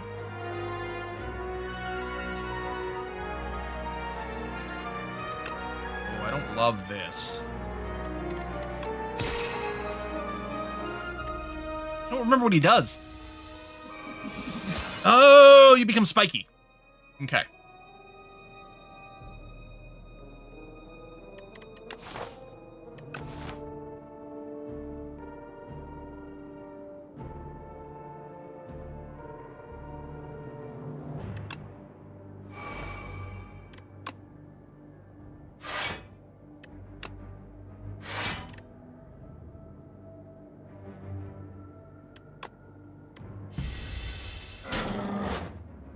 More thorns, regular attack. Black hole, Royal Gamble. Comet. Put the comet back on top. Let it defend. We take 1 damage. You're not attacking this turn. We'll hit you for that. And that. And that. We could have reflected next turn when you attacked anyway. Okay. I don't think I need a Devastate. I don't think I need another Cloak of the Stars, and I don't think I'm going to Refine Blade. Like, Devastate is great, but we may as well just hit people with a goddamn comet. Yeah, I don't think we need this.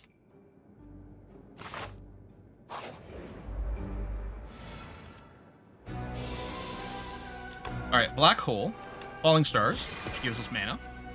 Defend, Strike, Refine Blade, which I could have maybe used first, but I think it's fine. And then we get the extra mana from the Refined Blade.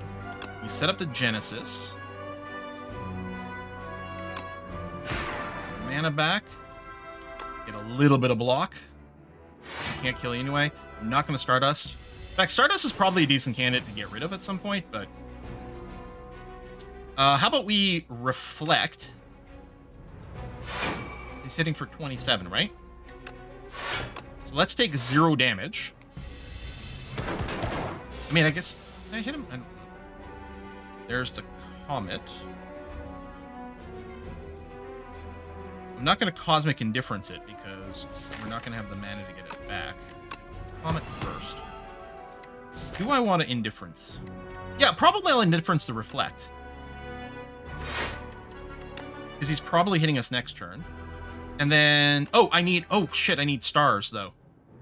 Fudge. Because I was going to say, oh, and I'll also get the Hidden Cache. But that won't be enough. I think I'll still Hidden Cache. And then at least the Reflect will be in my hand.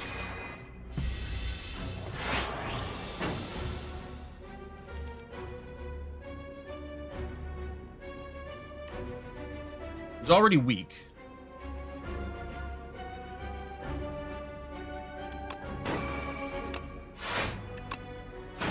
But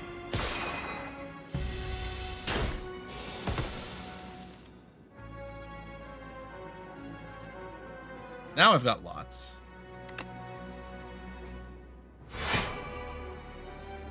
Let's make sure the stars are still coming. Stop hitting yourself.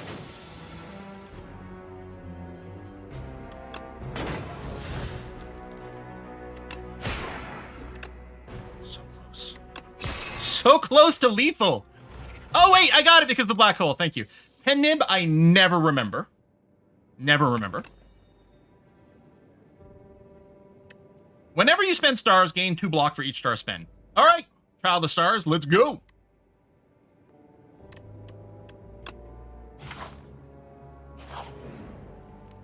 I mean, we are going to get 2 of these. We have to rest at 1. I'll rest first. I mean, the Crescent Spear could add a fair bit. I don't think we're going to... No, I think I'm going to skip on this one. Yeah, for each star blocked is good, yeah.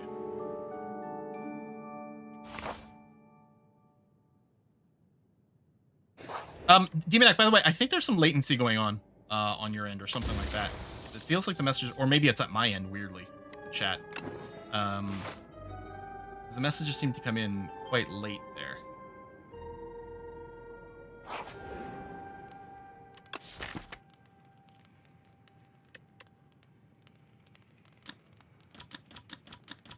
I think we upgrade Genesis. Or Child of the Stars. I think Genesis. Could heal, but... And yeah, I forgot that Genesis was going to give us extra power. People...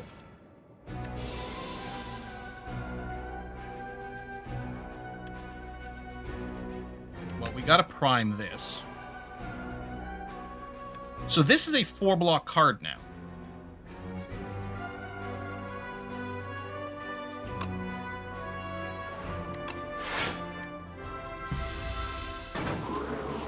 This guy's fine with the Reflect. Although these opening sequences are on the poorer side, but we'll be fine. We'll do this, we'll do this. It's damaging and blocking, and then get more block. We're still going to take hits. That's hurting. Okay, we got the Reflect now. He's not attacking, but I'm so happy we put the Retain on that. That's huge. Get the Genesis. Probably forget that we've got the Genesis. I don't want to hit him for puny amounts and get garbage cards put into my hand. But we'll do this, and... I guess I just keep hidden caching.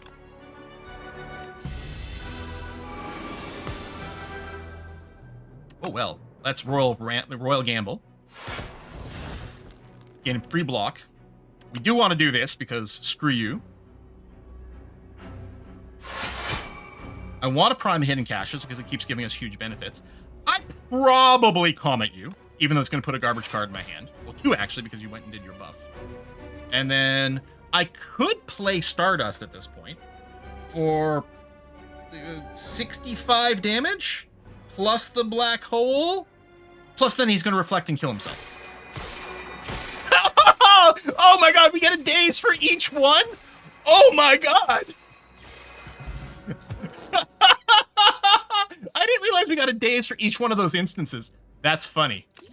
Nunchakus, which is another card I will never remember to work around.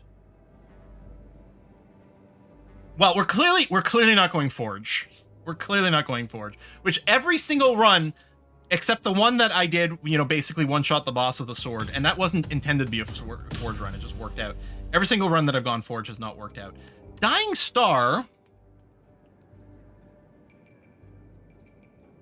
I almost feel like we don't want to go there. Like, yeah, it's great, but I'm almost wondering if it's just going to get in our way from a combo that's kind of pretty healthy.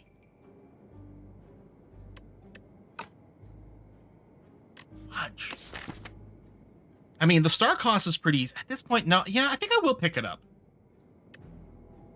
If we get another, like, fight with a bunch of enemies, it's not about doing damage to all of them, but it's about... on that turn, the enemies aren't going to do anything. And I can always just let it lapse by not casting it.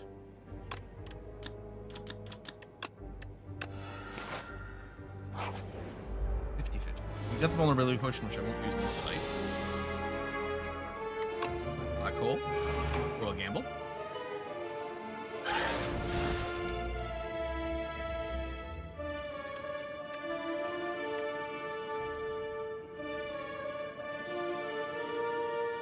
Yeah, I mean, it's not going to kill anything.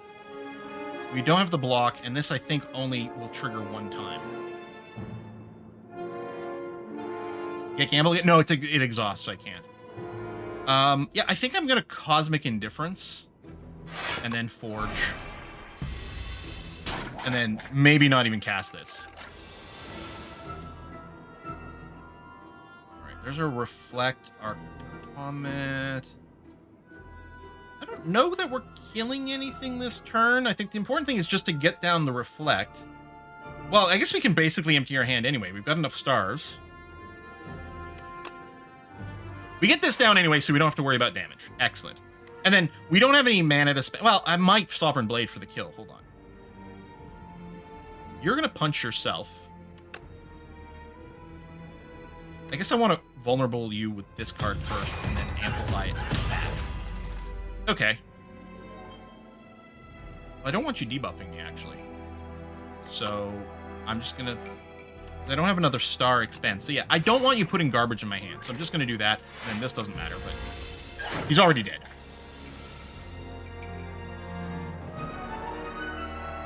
Hey, we did heal from the book relic. That is funny. And then now, like, it really doesn't matter. You're already dead. I mean, probably.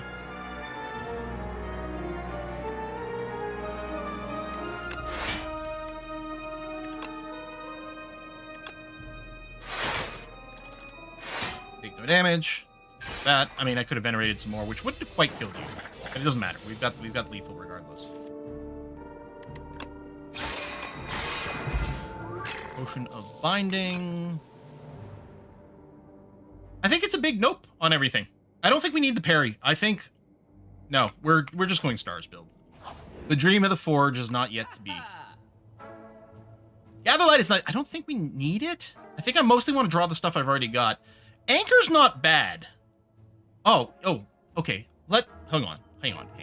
Let's get Hidden Gem before they nerf it. It is such a stupid, OP, stupid, broken card. We better not die in this fight, though. I think otherwise we're going to be fine.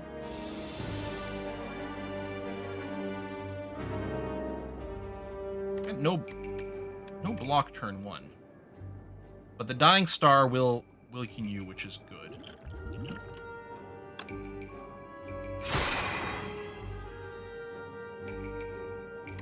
Set up with the Refined Blade, and then just venerate, and then be ready for whatever comes next.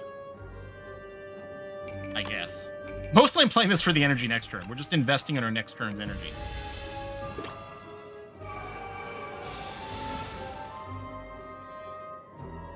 Okay, well,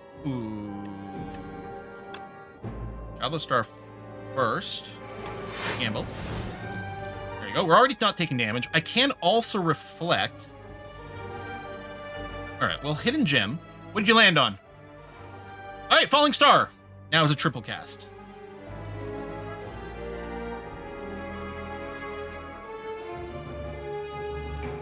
I may as well Sovereign Blade. I'm wondering about hitting the Tunneler. Is he more annoying? Let's just bring you down to kill range. Now we want to hit you for big. Oh, well, we've got the reflect set up. We're already taking no damage from you. So I can probably just Genesis. I don't know if I want to start us. We will have 3 energy next turn no matter what. Which won't be enough for the Comet. But I guess could save us from whatever debuff this guy's going to do. And then you're going to self-stun yourself. Oh, it didn't kill him? Or no, it did. That was your attack animation. So this is going to be a tripled Falling Star. And then what we'll do is we'll bring the triple... Well, actually, what I should do is put the hidden gem back on, but... I think we probably have the kill. Well... Yeah, the hidden gem would be too much of a setup. I'm not going to cloak. Even though it would do a little bit of damage with the black hole, but not enough. And yeah, I can't comet. But, well, hell. If I'm worried, I could just Dying Star. And then... Oh, I can still do this and do that. Okay. Blessing of the Forge. So the Concord now is interesting. As a... We could start to build towards this, but... And the Crescent Star could do some damage. But I'm really thinking... I think we've got our deck. Probably heal before the boss. I mean, on the other hand, we do have a good number of potions. Oh, but we, you know, we might be able to upgrade what we want. Okay, I'm going to do that. Probably not Dreamcatcher. Charge is actually very interesting to get rid of debuff cards.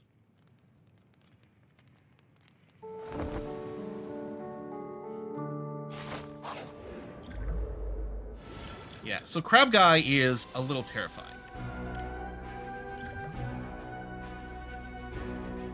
I think I like the idea of getting the Child of the Star upgraded.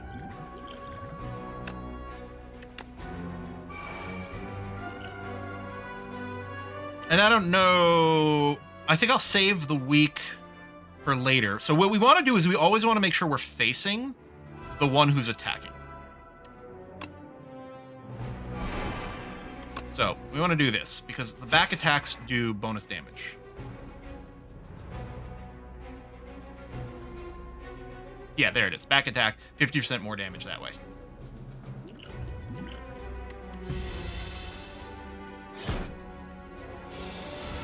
So, face the one who's hitting the hardest, so we're going to want to face this guy. I don't think I'm going to Cosmic Indifference the Comet.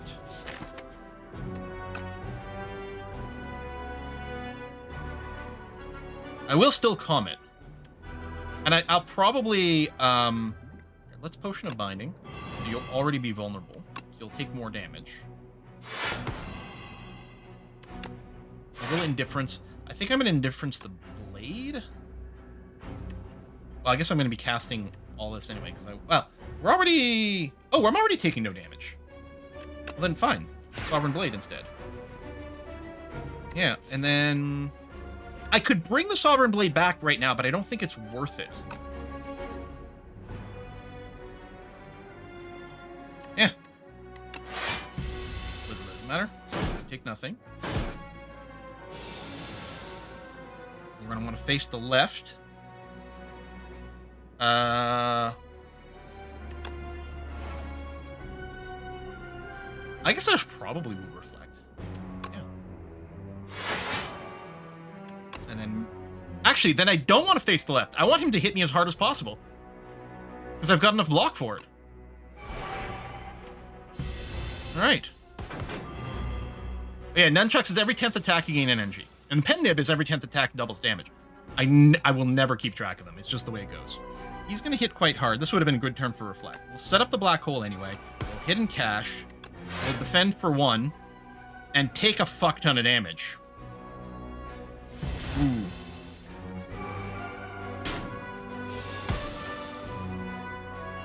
Alright, we know we want to face that way. And we do have an attack for it. We want to cast Hidden Gem every time we have it. Oh, triple unhidden cash. Okay. We need to turn around, especially since we don't have a Reflect. And then we need to go and block to not die.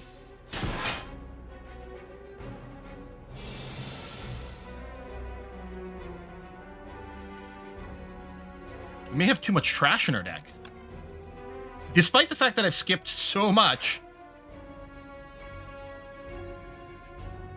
I mean, I want to play more hidden gems, but part of me is like, we need to defend. I should probably just be greedy. Yeah, I think it's a... You know, is there an order difference? I don't think so. Like, if I were to go and do a save scum, I don't think there's an order difference we can do for this boss. Right? We can restart. The RNG is still locked, so you don't get that. I guess the one thing I could do is, like, maybe I want to wait to Blessing?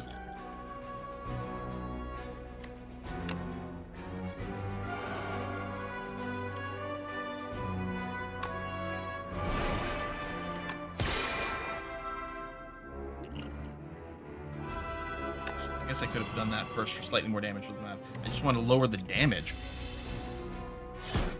You know what? Blessing with the Sovereign Blade is nice because it'll reduce its cost to 1, I think. So we could Blessing to upgrade the Comet. I would still want to upgrade some of the powers. But the Cosmic Indifferences are nice. Like, if I do this, right? And then, let's say we prime you for this. And then we Comet you. Sovereign Blade for 1. Cosmic Indifference, the Sovereign Blade.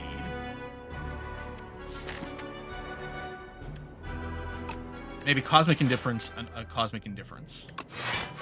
Do that and that. I mean, we didn't need the extra block, but fine. And then here we get the Venerate. Unless I don't reflect this turn. Because it's not that big of a hit. I might want to keep this banked. Because I can weaken you as well with this. Sovereign Blade. Wait, I could have returned to Reflect, but I wouldn't have the stars. In fact, I'm not going to have the stars right now regardless, so I should probably bring back the Venerate, so that next turn I can do it. Yeah, you didn't actually hit us. And this is going to hit us a lot harder. So I can Venerate. I can't gamble, unfortunately.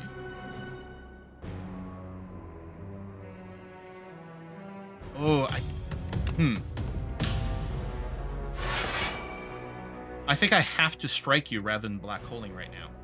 Because that's too much damage. It will reduce the damage that gets reflected, but it'll also reduce the damage I take.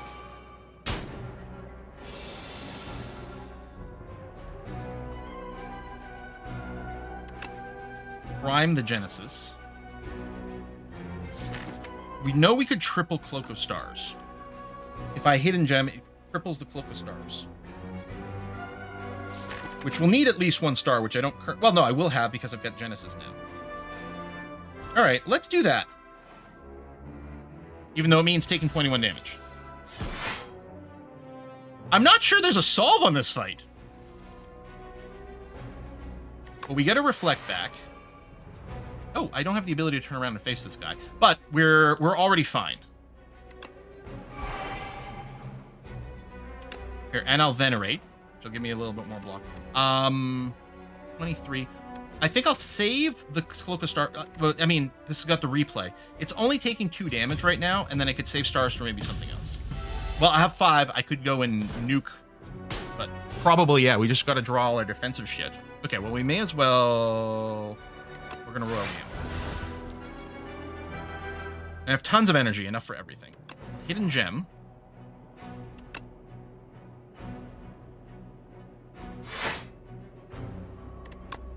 Bring back the Reflect, I think. Kill that guy. Okay, maybe we're fine.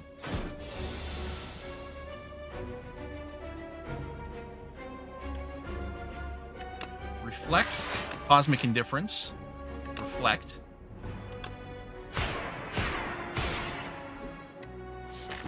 Oh, I have the replay on the Sovereign Blade? Okay, that's kind of crazy. Alright, so we're fine, but we did have to save scum. Oh, you're just buffing this turn. Okay, I will also buff this turn. And then I'll save the Reflect. And then we're just going to randomly kill you doing whatever. Here, eat a Comet. Okay. Holy crap. Beetlejuice? Beetlejuice? Beetlejuice? Enemy attacks deal 30% less damage for the next 4 turns. That's amazing. I am invincible. E is nice with the cosmic indifference, as we know.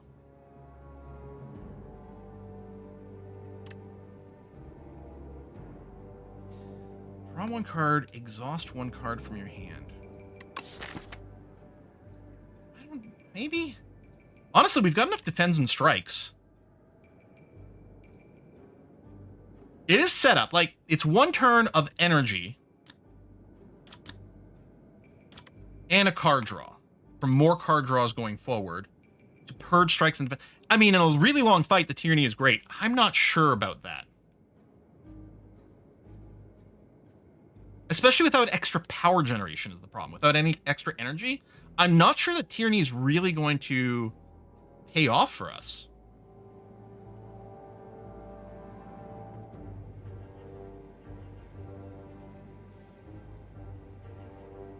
Tyranny's meant to work with those debris cards, some other stuff. Yeah. Or if I had a bunch of souls generation, I could just feed those as well. But do I grab an invincible? Do I just grab... We do have a lot of stars generation. And we could do some obscene stuff with decision. It only works on skills, not attacks.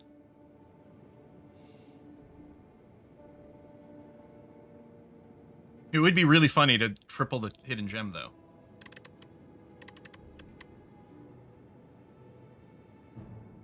I think I will grab the invincible.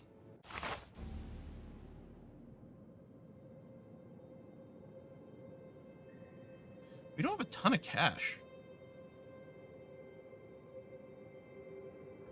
I mean, this isn't bad, because we go shop, or elite, campfire, campfire, sure.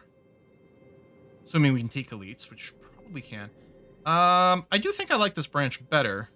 I mean, this way we could hit 3 elites, but we'd be dodging campfires to do it. No, I think that's the route to go. All right, let's see what you have to offer. Who it is? Oh, you! Enchant things with thrift to get extra cards. Glam. Oh, that's future cards, which I don't really care about. At start of each combat, fill all empty potion slots with random potions.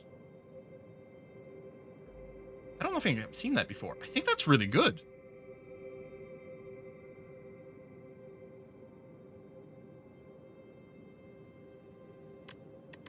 So I like the Swift, but again, without energy generation, I kind of want to do potion shit.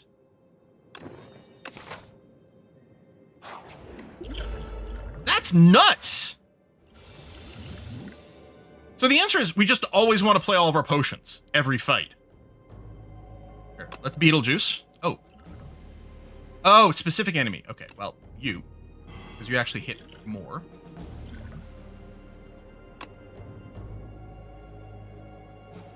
This is going to cost 0 this turn, right? Okay. Even if we don't get the kill. Forge.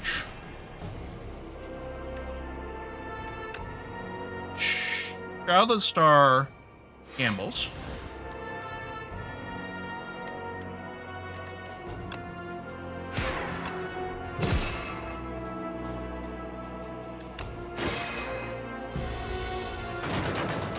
The glam choice from Necromancer was amazing. Oh, yeah?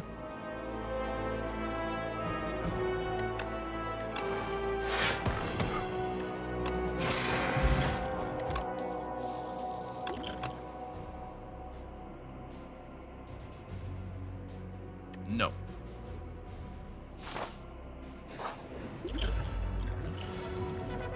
There you go. We're going to take no damage this turn. Well, not literally, but...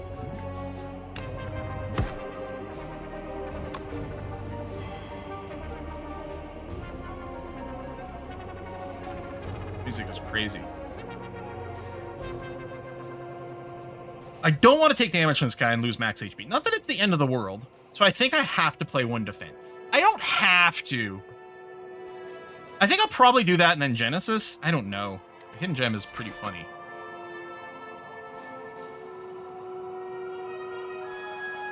Yeah, I really don't want to lose a max HP because it affects all kinds of healing and shit. Unless I just Childless Star Hidden Gem instead of Genesis. I do have enough energy. This is going to be a short fight. Yeah, you know what? Fuck it. Here, do this. Oh, we can triple comet, which is going to be somewhat pointless with these guys.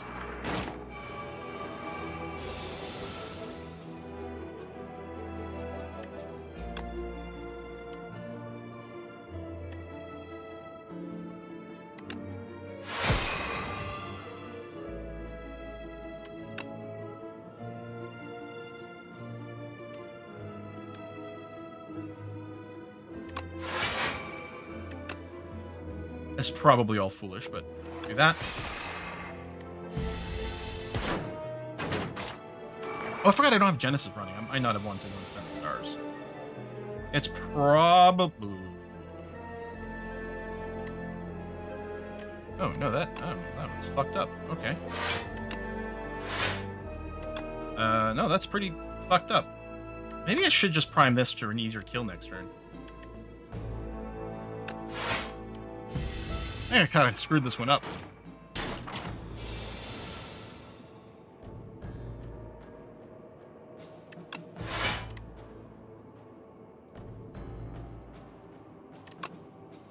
Well, I'll need energy.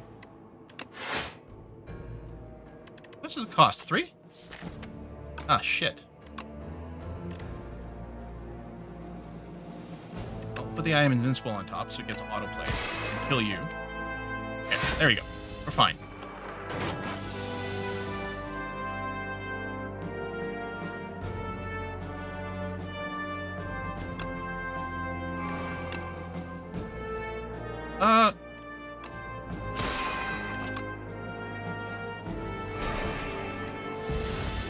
Could have done that. So I'm still losing max HP. Yeah, you know what? I think I probably should have just gone for, like, accepting the hit earlier.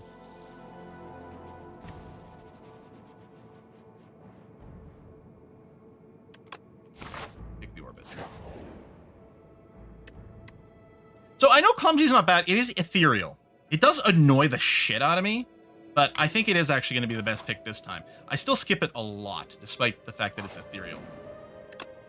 And then you get an interesting question of, like, do you remove it? Void Form is really fun. Form is really funny. It does end your turn. And the first 2 cards you play each turn are free to play. That's amazing! But it does end your turn instantly on the turn you play it. You know, 7 stars actually, the fact that it does hit everything, maybe I should have gotten it earlier. I don't know about now. But because Clumsy self-purges, I do wonder about just removing a strike.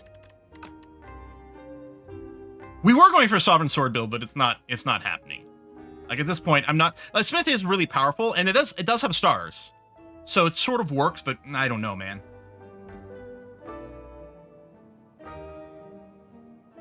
Two stars... Oh yeah, does it also avoid paying the star cost? That's a good question. I don't know. I think I'm just going to remove a strike. I think overall leads to a better flowing deck. Yeah, I'm not going to be gone here, I don't think. And then we could... Sometimes I would be like maybe grabbing an energy potion here, especially going into an elite fight. But since we're going to get all the potions, I'm not going to. Get a triple block potion. I may as well dexterity. Sometimes there's an argument to waiting for clarity, but I don't think now's the time for it.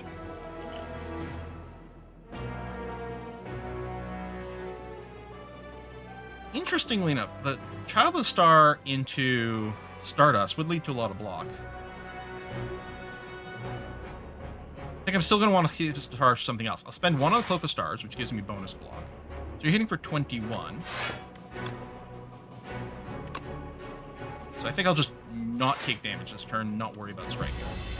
And save this... I mean, I don't have to save it for another fight, but maybe for another round. And then we got all these annoying debuffs. This is the Spectral Knight is doing this one, right? Yeah. Although he's going to apply his own debuff.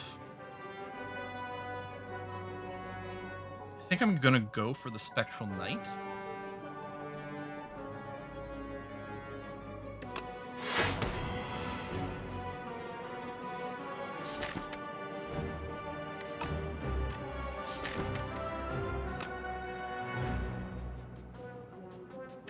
And a Cosmic Indifference, the Cloak of Stars.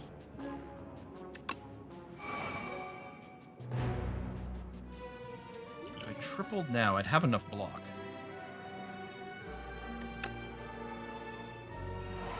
Although, am I fine with not playing the strike and just letting it get removed from my deck? Well, I'll just play the defend and let the strike go away and then not use the potion. Because 26, I'll take one hit. That's fine. Although, I can't remember what this guy debuffs me with. It's probably bad. Oh, all your cards are downgraded, right.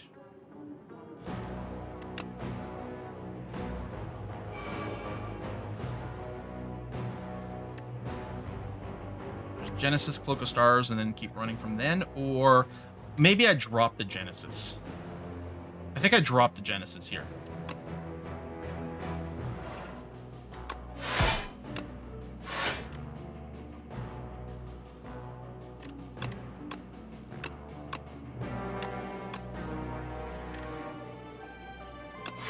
Comment so I can kill something next turn.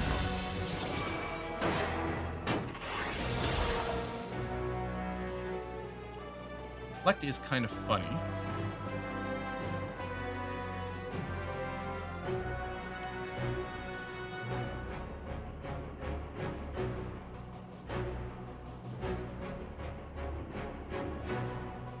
Nine Star saves a lot of damage, but definitely doesn't lead to a kill. If I hit you here, 49... Can't do both.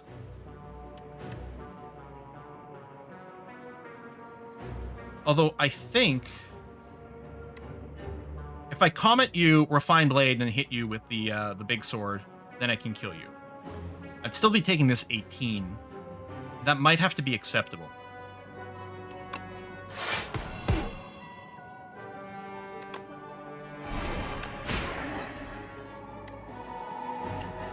You know what? We'll triple block this run, because there's no reason to save that potion. Forgot I was going to end up with some block. Thanks to Child of the Stars. There's too many effects going on for me to keep track of. Well, alright. I guess I'm playing these two cards, and then taking 1 billion damage? Okay, that's actually really annoying that I grabbed all of my expensive star cost things on a turn where I didn't have any stars. Are we just dying? And set up a reflect here. This would have been the triple block turn. What the fuck?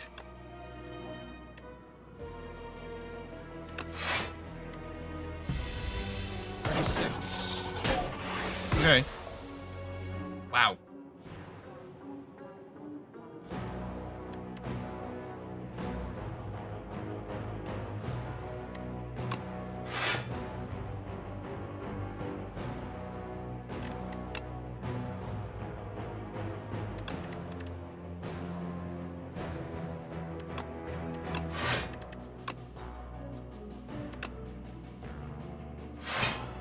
In cash gets tripled. Okay. I don't want to Stardust because I want to make sure I can reflect next turn. Jeez.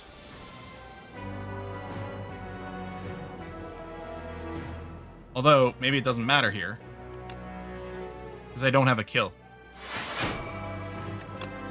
And they're both attacking big time. Let's save scum this one again. I'm not convinced. I mean, without foreknowledge, would I have played it differently, though? I mean, I'm still going to do this and this.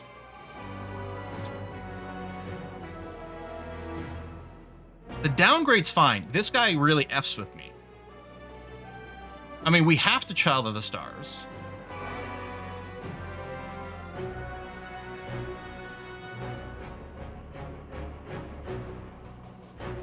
Do I not Cloak of the Stars?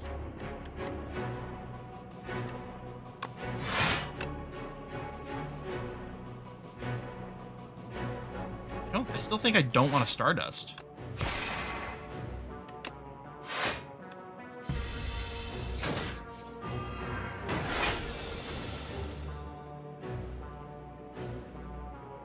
I think we still have to wail on this guy with probably starting with the Comet.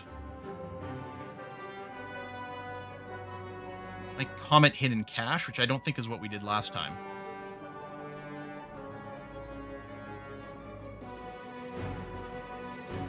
I mean, I think I still have to do that.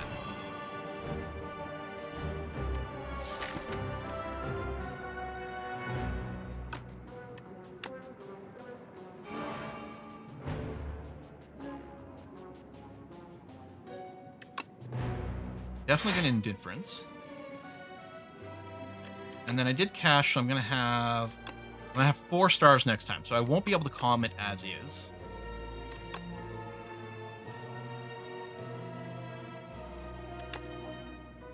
Just play the defend and not triple block.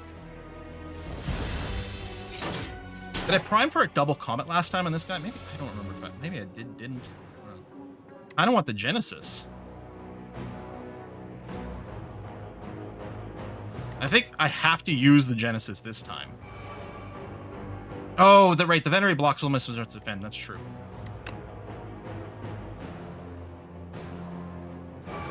Just take the hits this time. Yeah, no, I just saw the message, Demonac. There is still latency, regardless, one way or another. Yelling at me is not making me appreciate the comments anymore. I'm sorry, but it's true. Yes, yes, you can keep typing. You can keep typing. I can see it.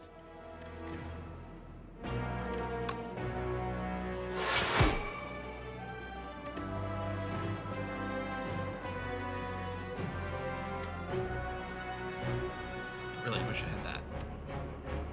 Okay. Nerf the damage. I don't know about the refined blade for this one. Oh, maybe. I'll have the energy next time. Oh, but it's going to go away. But it's still going to be the energy for next turn, which might be useful.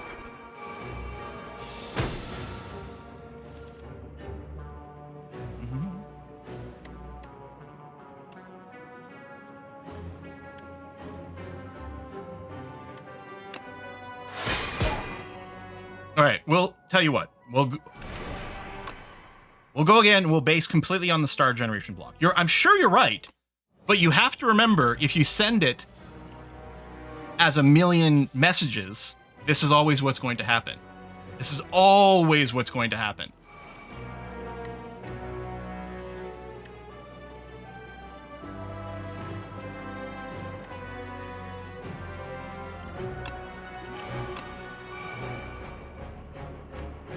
Gotta remember the blocks also give us a decent amount. But yes, the star generation would be good. Now, I don't remember how the first turn goes.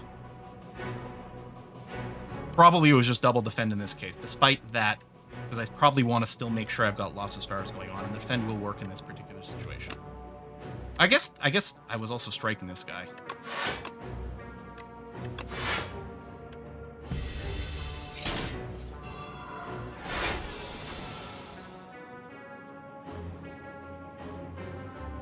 I still feel we do that, but I can see now, okay, Venerate to get the block. Do this. Cosmic Indifference to probably get back the hidden cash. And then, part of me still wonders about not playing any of this to thin the deck. But that's, well, actually, I kind of feel like, okay, let me go and kill this guy before he makes things crazy. And maybe that's silly.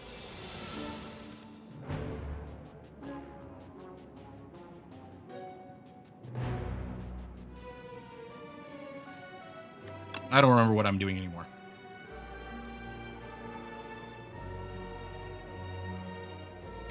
So the Genesis is passively going to give me defense, which is great.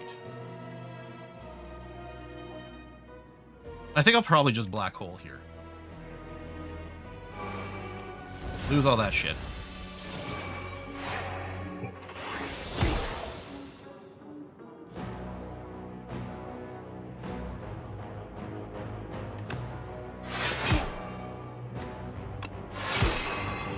Fractal is actually a little unnecessary. I'm going to keep the I am invincible and let the rest of it go away.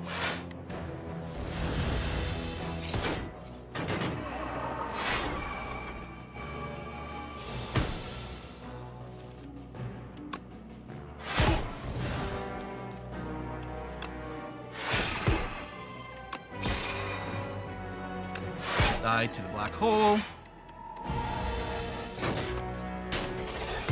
1 HP is still ridiculous.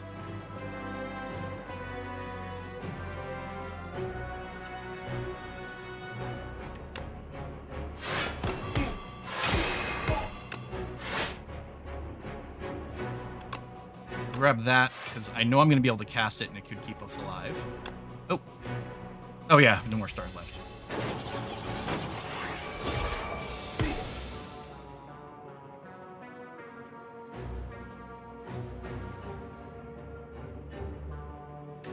die to that. You're just blocking. I know we're generating stars, but I think I might still save them for next turn. And if we don't get the manual kill, we can still reflect. But there's the copy. Jesus Christ. I like Monarch's Glare, but I don't think we have a build for it. And I think I'd rather just keep casting the things I've already got. We don't directly attack very often. We attack big rather than very often. And then we have secondary things that hit.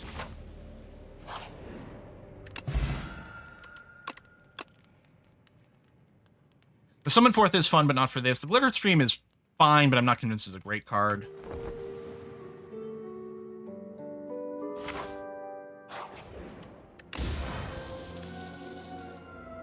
Oh yeah, that's not going to do much for us. It will do something.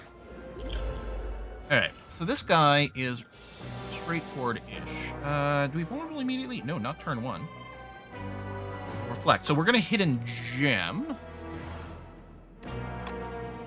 Reflect. Get the reflect back. Ooh! Get the reflect back. It's so much block. I could have tripled there, but I don't think that was the right play. This is annoying. I'm just going to end my turn without playing a card. Wow.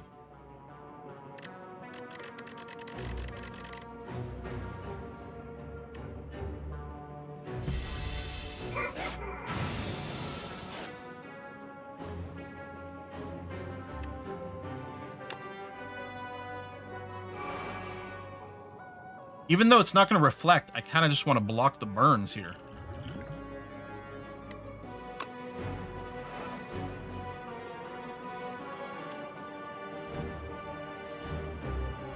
I don't know. Now that I've got enough, I suppose I comment. Probably vulnerable him first. But we get the Royal Gamble, so I can do all this. Okay. We'll open up with this. Oh, that's a little unnecessary, but remember, our potions do go away. So we'll do this. We'll do that. Do I just want to take 8 to save the reflect? I think so. I may as well fire potions. All going to come back. And yes, I think I did forget to use the fortifier last time on a turn where it probably would have. There was a few turns I checked where I had 0 block. Okay, well, we're clearly going to need to triple our block on this turn. So we're going to reflect. Well, he is going to hit harder.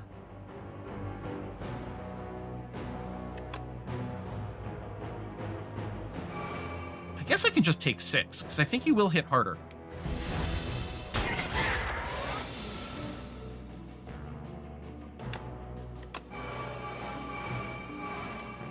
Don't need to Dying Star. Although we do have Genesis running now. But I think I still won't. I'm going to put more burns in.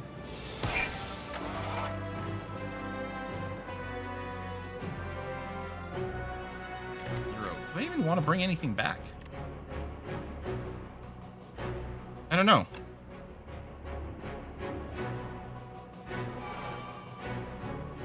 Oh, we do have our Child of the Stars, so yeah, I'll venerate Cosmic Indifference, bringing that back. And then I'm only taking 2 damage, so again, I think I won't triple.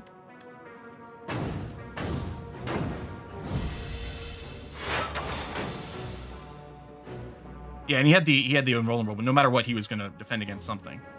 So there's the 45 turn.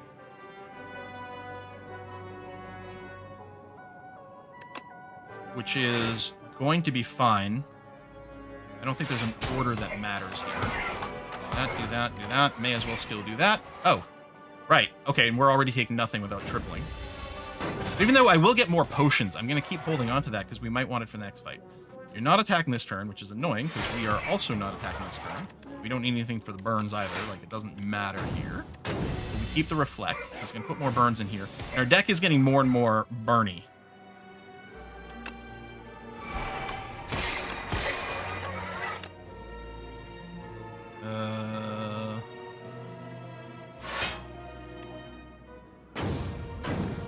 take some actual damage here, but it won't kill us.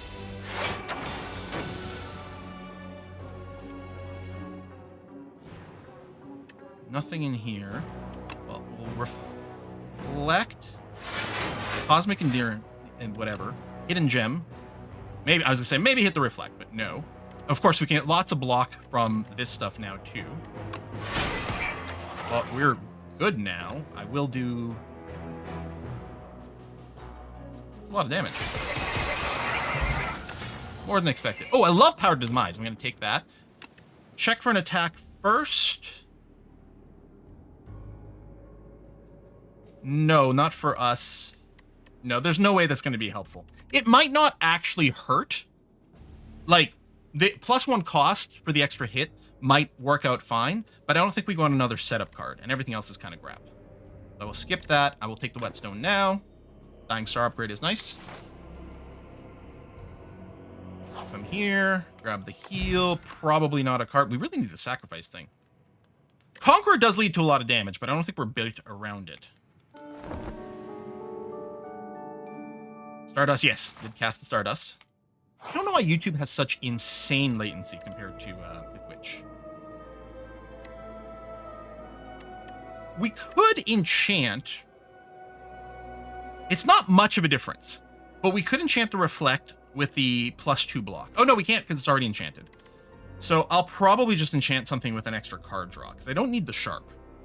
The question is, what? Usually I want it on something cheap because we're going to draw cards, so we want it on something cheap that will maybe allow us to cost more stuff afterwards. So it doesn't really matter which of these two. Child of the Stars is the higher priority card of the two, so I'm going to say that. Hello, Potion Vendor. Resonance is kind of interesting because we actually don't care about strength that much for us, and nerfing the strength might be good.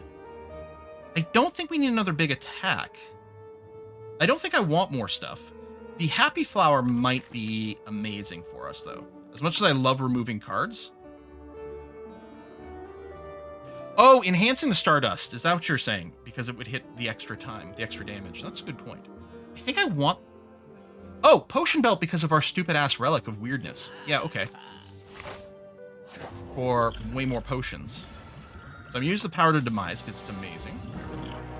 Do we want to Energy this turn? I may as well Explosive Ampoule this turn because I don't think it matters with this guy for timing.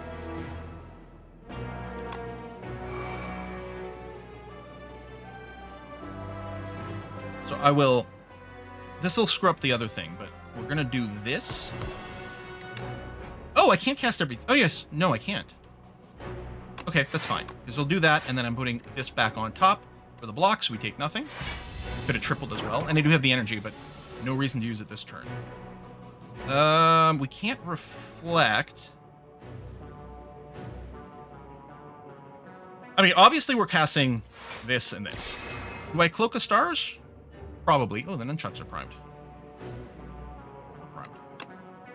I guess so.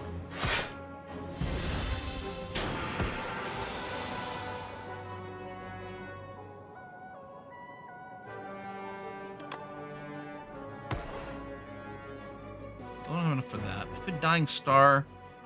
Or though you're already weak, so that's good. We got the energy, we got the extra block. Huh.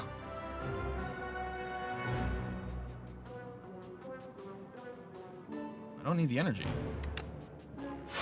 I think this might be a triple block turn.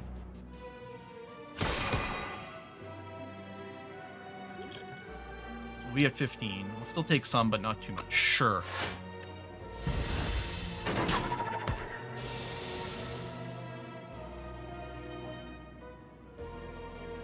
Fuck. I don't know, man.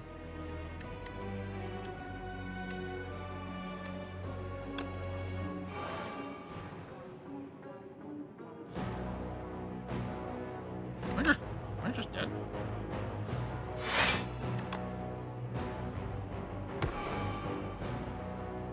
Okay. You just barely survive. Man, I had the extra energy, but I don't think it made a big difference one way or another that turn. Man, oh man. Like,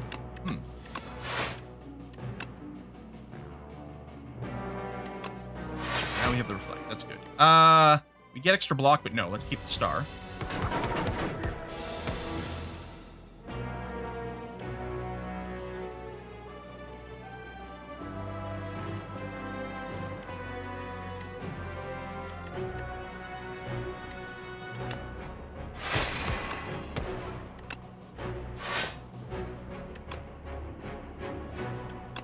Surviving my one.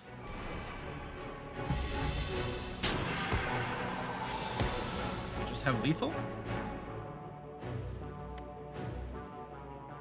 No. We do have a reflect invincible for 26. Is that 36? Plus some extra random shit. Oh, hang on. I'll put the invincible on top of my deck. Triple it? No, did not triple it. We have more than enough block, though. Okay. Smoothstone is great. For every... I don't think we gain enough energy. I mean, the Radiate is free.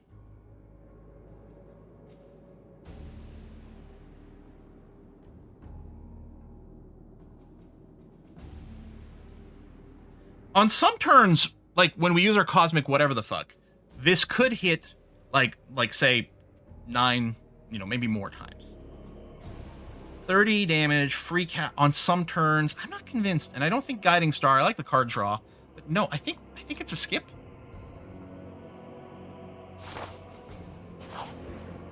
And we're going to this last fight, which is going to punish us for using skills very badly. Hey, look at that!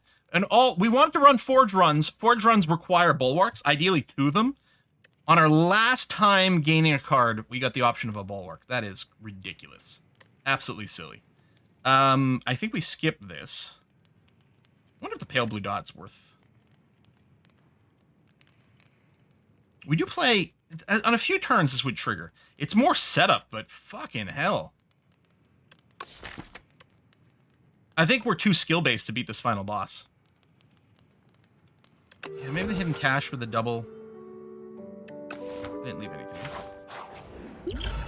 Actually, I should have maybe trashed a strength potion to increase the chance we get something useful.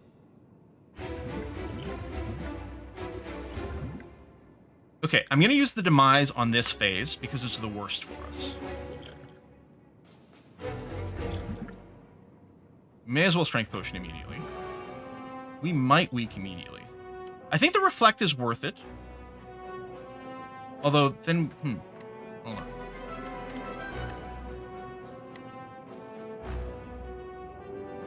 How many skills do we want to use?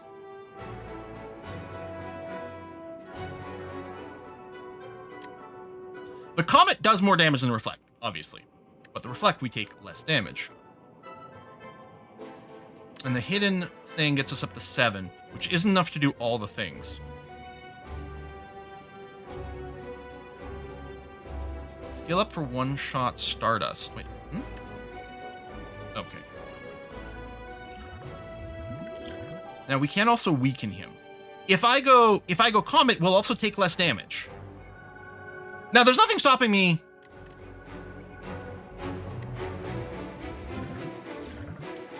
This guy is ass.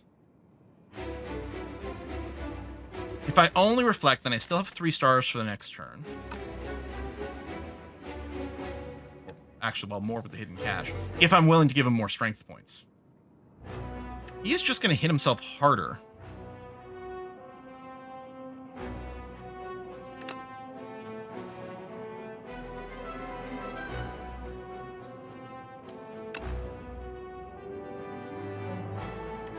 That's 35.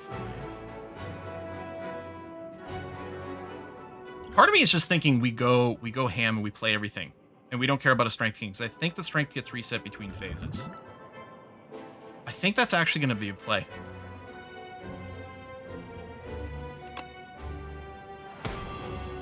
You know what? I'm even going to use... Well, I don't know about the skill potion. Well, no, I will.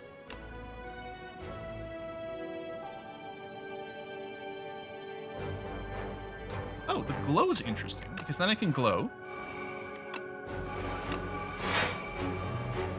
There you go. So he's gaining strength, but... That's gonna have to be fine. I'm not gonna refine blade, although I think I will still hidden cache.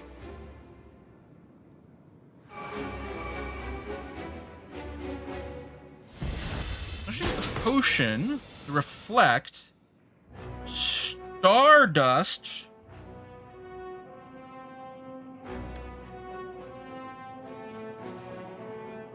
Stardust will kill him. Right now, it's going to deal 56 damage. I can't Royal Gamble, obviously. But I could Stardust, then Orbit, and then kind of do nothing. Yeah. Like, this will just kill him. We'll have to rebuild our stars and shit, but that's okay. Alright, phase 2. Second hit. So now he's going to put wounds in our deck, which does suck.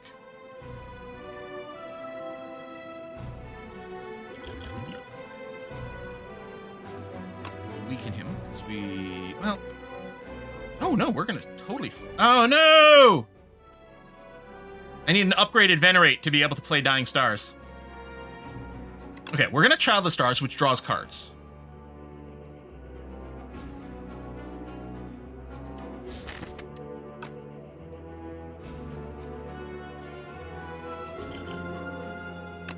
Just prep this. Yeah, well, Indifference. Put the I am invincible on top. And then I want to Venerate. But at least... Yeah, how much is the invincible? 9. So we're at 16. That would bring us to 22. You're hitting for 20. Good, okay. I would take no unblocked damage. So I get no wounds. That's very important. This, we're just going to have to eat that one. So that we can Genesis, probably Hidden Gem. They're not great things. I could set up the Black Hole instead. I know I want a Genesis. That's obvious. Hidden Gem on these is less sexy. I think I'm going to set up the Black Hole. I'm not convinced that's right. Oh, I get to do both. Well, then, fuck it. All right.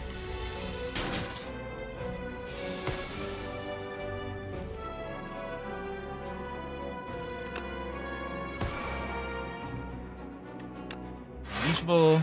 Put that on top.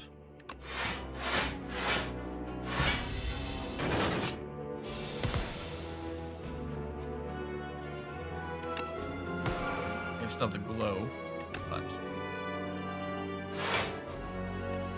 back up for the block.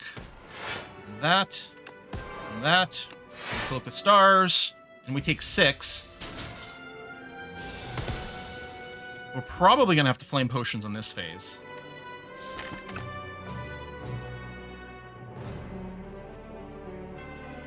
We need to do stars on this turn, but we don't have it.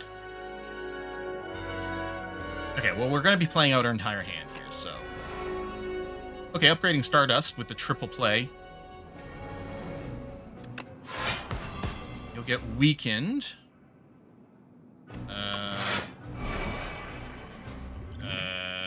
Okay, we survive. Barely. And then stars next turn?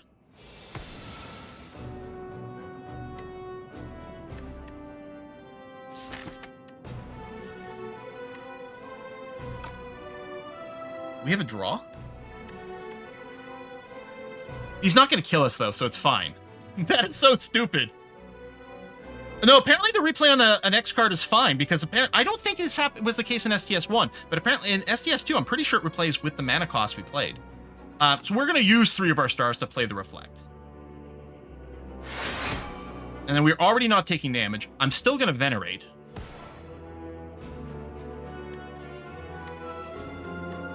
Should I still Falling Stars? He's already weak. I guess it sort of doesn't matter. We've got lethal next turn regardless. Well, not lethal in this phase. So it doesn't actually make a difference. So I'll do that just to keep stacks on him, which doesn't matter because it's gonna cycle through his next phase regardless. I mean, honestly, unless I don't need to cast Stardust. I wish I could just hold it in my hand, but I guess I'll Royal Gamble Hidden Cache do nothing. Can't remember. Oh, his last phase is occasionally a intangible, right? Which is awkward.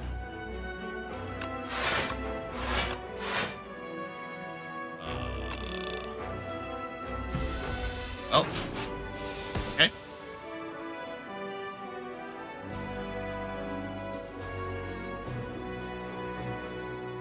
So we can play most. We don't need to play these two.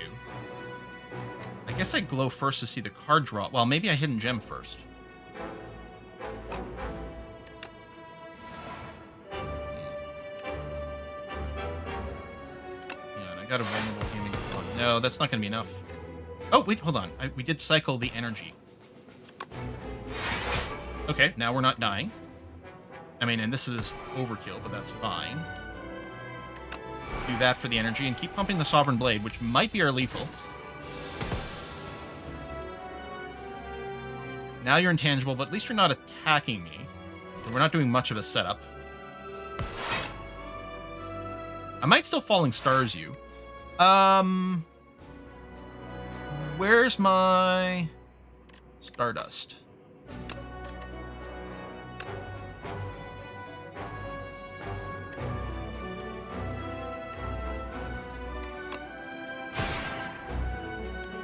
And I don't know if this is going to add or... I think because we're multiplying the Stardust, we don't want to cast this. I mean, I know the Sovereign Blade was only 1 damage, but who cares? I guess I could have kept it in hand, actually, because I forgot this causes 0.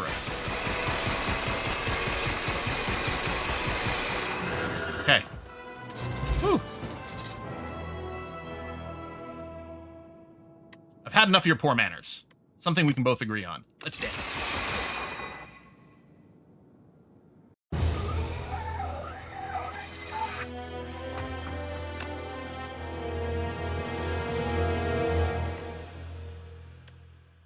Only one new epic. Is that part of the card unlock? Discontent, the Regent. On its own planet, the Regent proclaims to be the heir to the sun and decides that all other planets must know. Do you wish? Why do you wish for this, Regent? We have everything we need. We needn't eat. We have peace. We cannot die. We are fashionable. A boring Starian pleads. You are boring. Okay, so that's in addition to the unlocks that we saw. Orange Doe. At the start of each combat, add 2 random colorless cards to your hand. And they really want the colorless stuff. Mini Regent. The first time you spend stars each turn gains strength.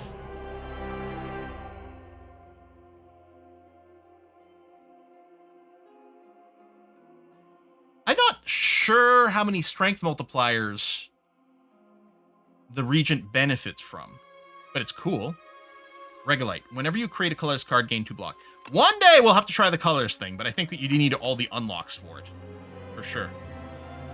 But yeah, the Stardust would probably scale with that. That's the only real example I can think of. But it's funny that Stardust feels so bad early on. So tragically bad. And then scales up so insanely well. There's Relic the procs of color. Yeah, I know there's a bunch of stuff that scales off color. Oh, you can't search here. That's not annoying. That might be able to search for, like, keywords. But there's clearly the intention of enabling a colorless build. Mostly with the Regent. Because I think he's got a lot of cards that create it. There's some relics, and I think a card as well that does something like the Supermassive, right? Deals 5 damage, deals 3 additional damage for each card you created this combat. I mean, that's got to be a card that you skip over 99% of the time. But every now and again, maybe something crazy? I'm not sure. Oh, you know what I'm missing? I'm missing 24 minutes of A Kiss for Luck playing. The Root Trees Are Dead. Oh, no, she's not streaming today, I guess. I guess she's not feeling well. Okay, well, it doesn't matter. Oh, Supermassive Black Hole with a debris build. Oh, that is interesting. I think it's definitely the case that my favorite character class thus far is the Necrobinder, because I feel like there's so many different ways to play him. Like, I really like the summon build, where you just whack the shit out of things with that. But the thing that's proven to be the most fun is the Souls build. And then you've got the Doom mechanic. And what's nice about them is they're not exclusive. They build off each other perfectly fine, right? Whereas it does feel like the Forge build with the Regent doesn't really benefit from the star stuff directly. I mean, it's fine, but I think they sort of get in each other's way.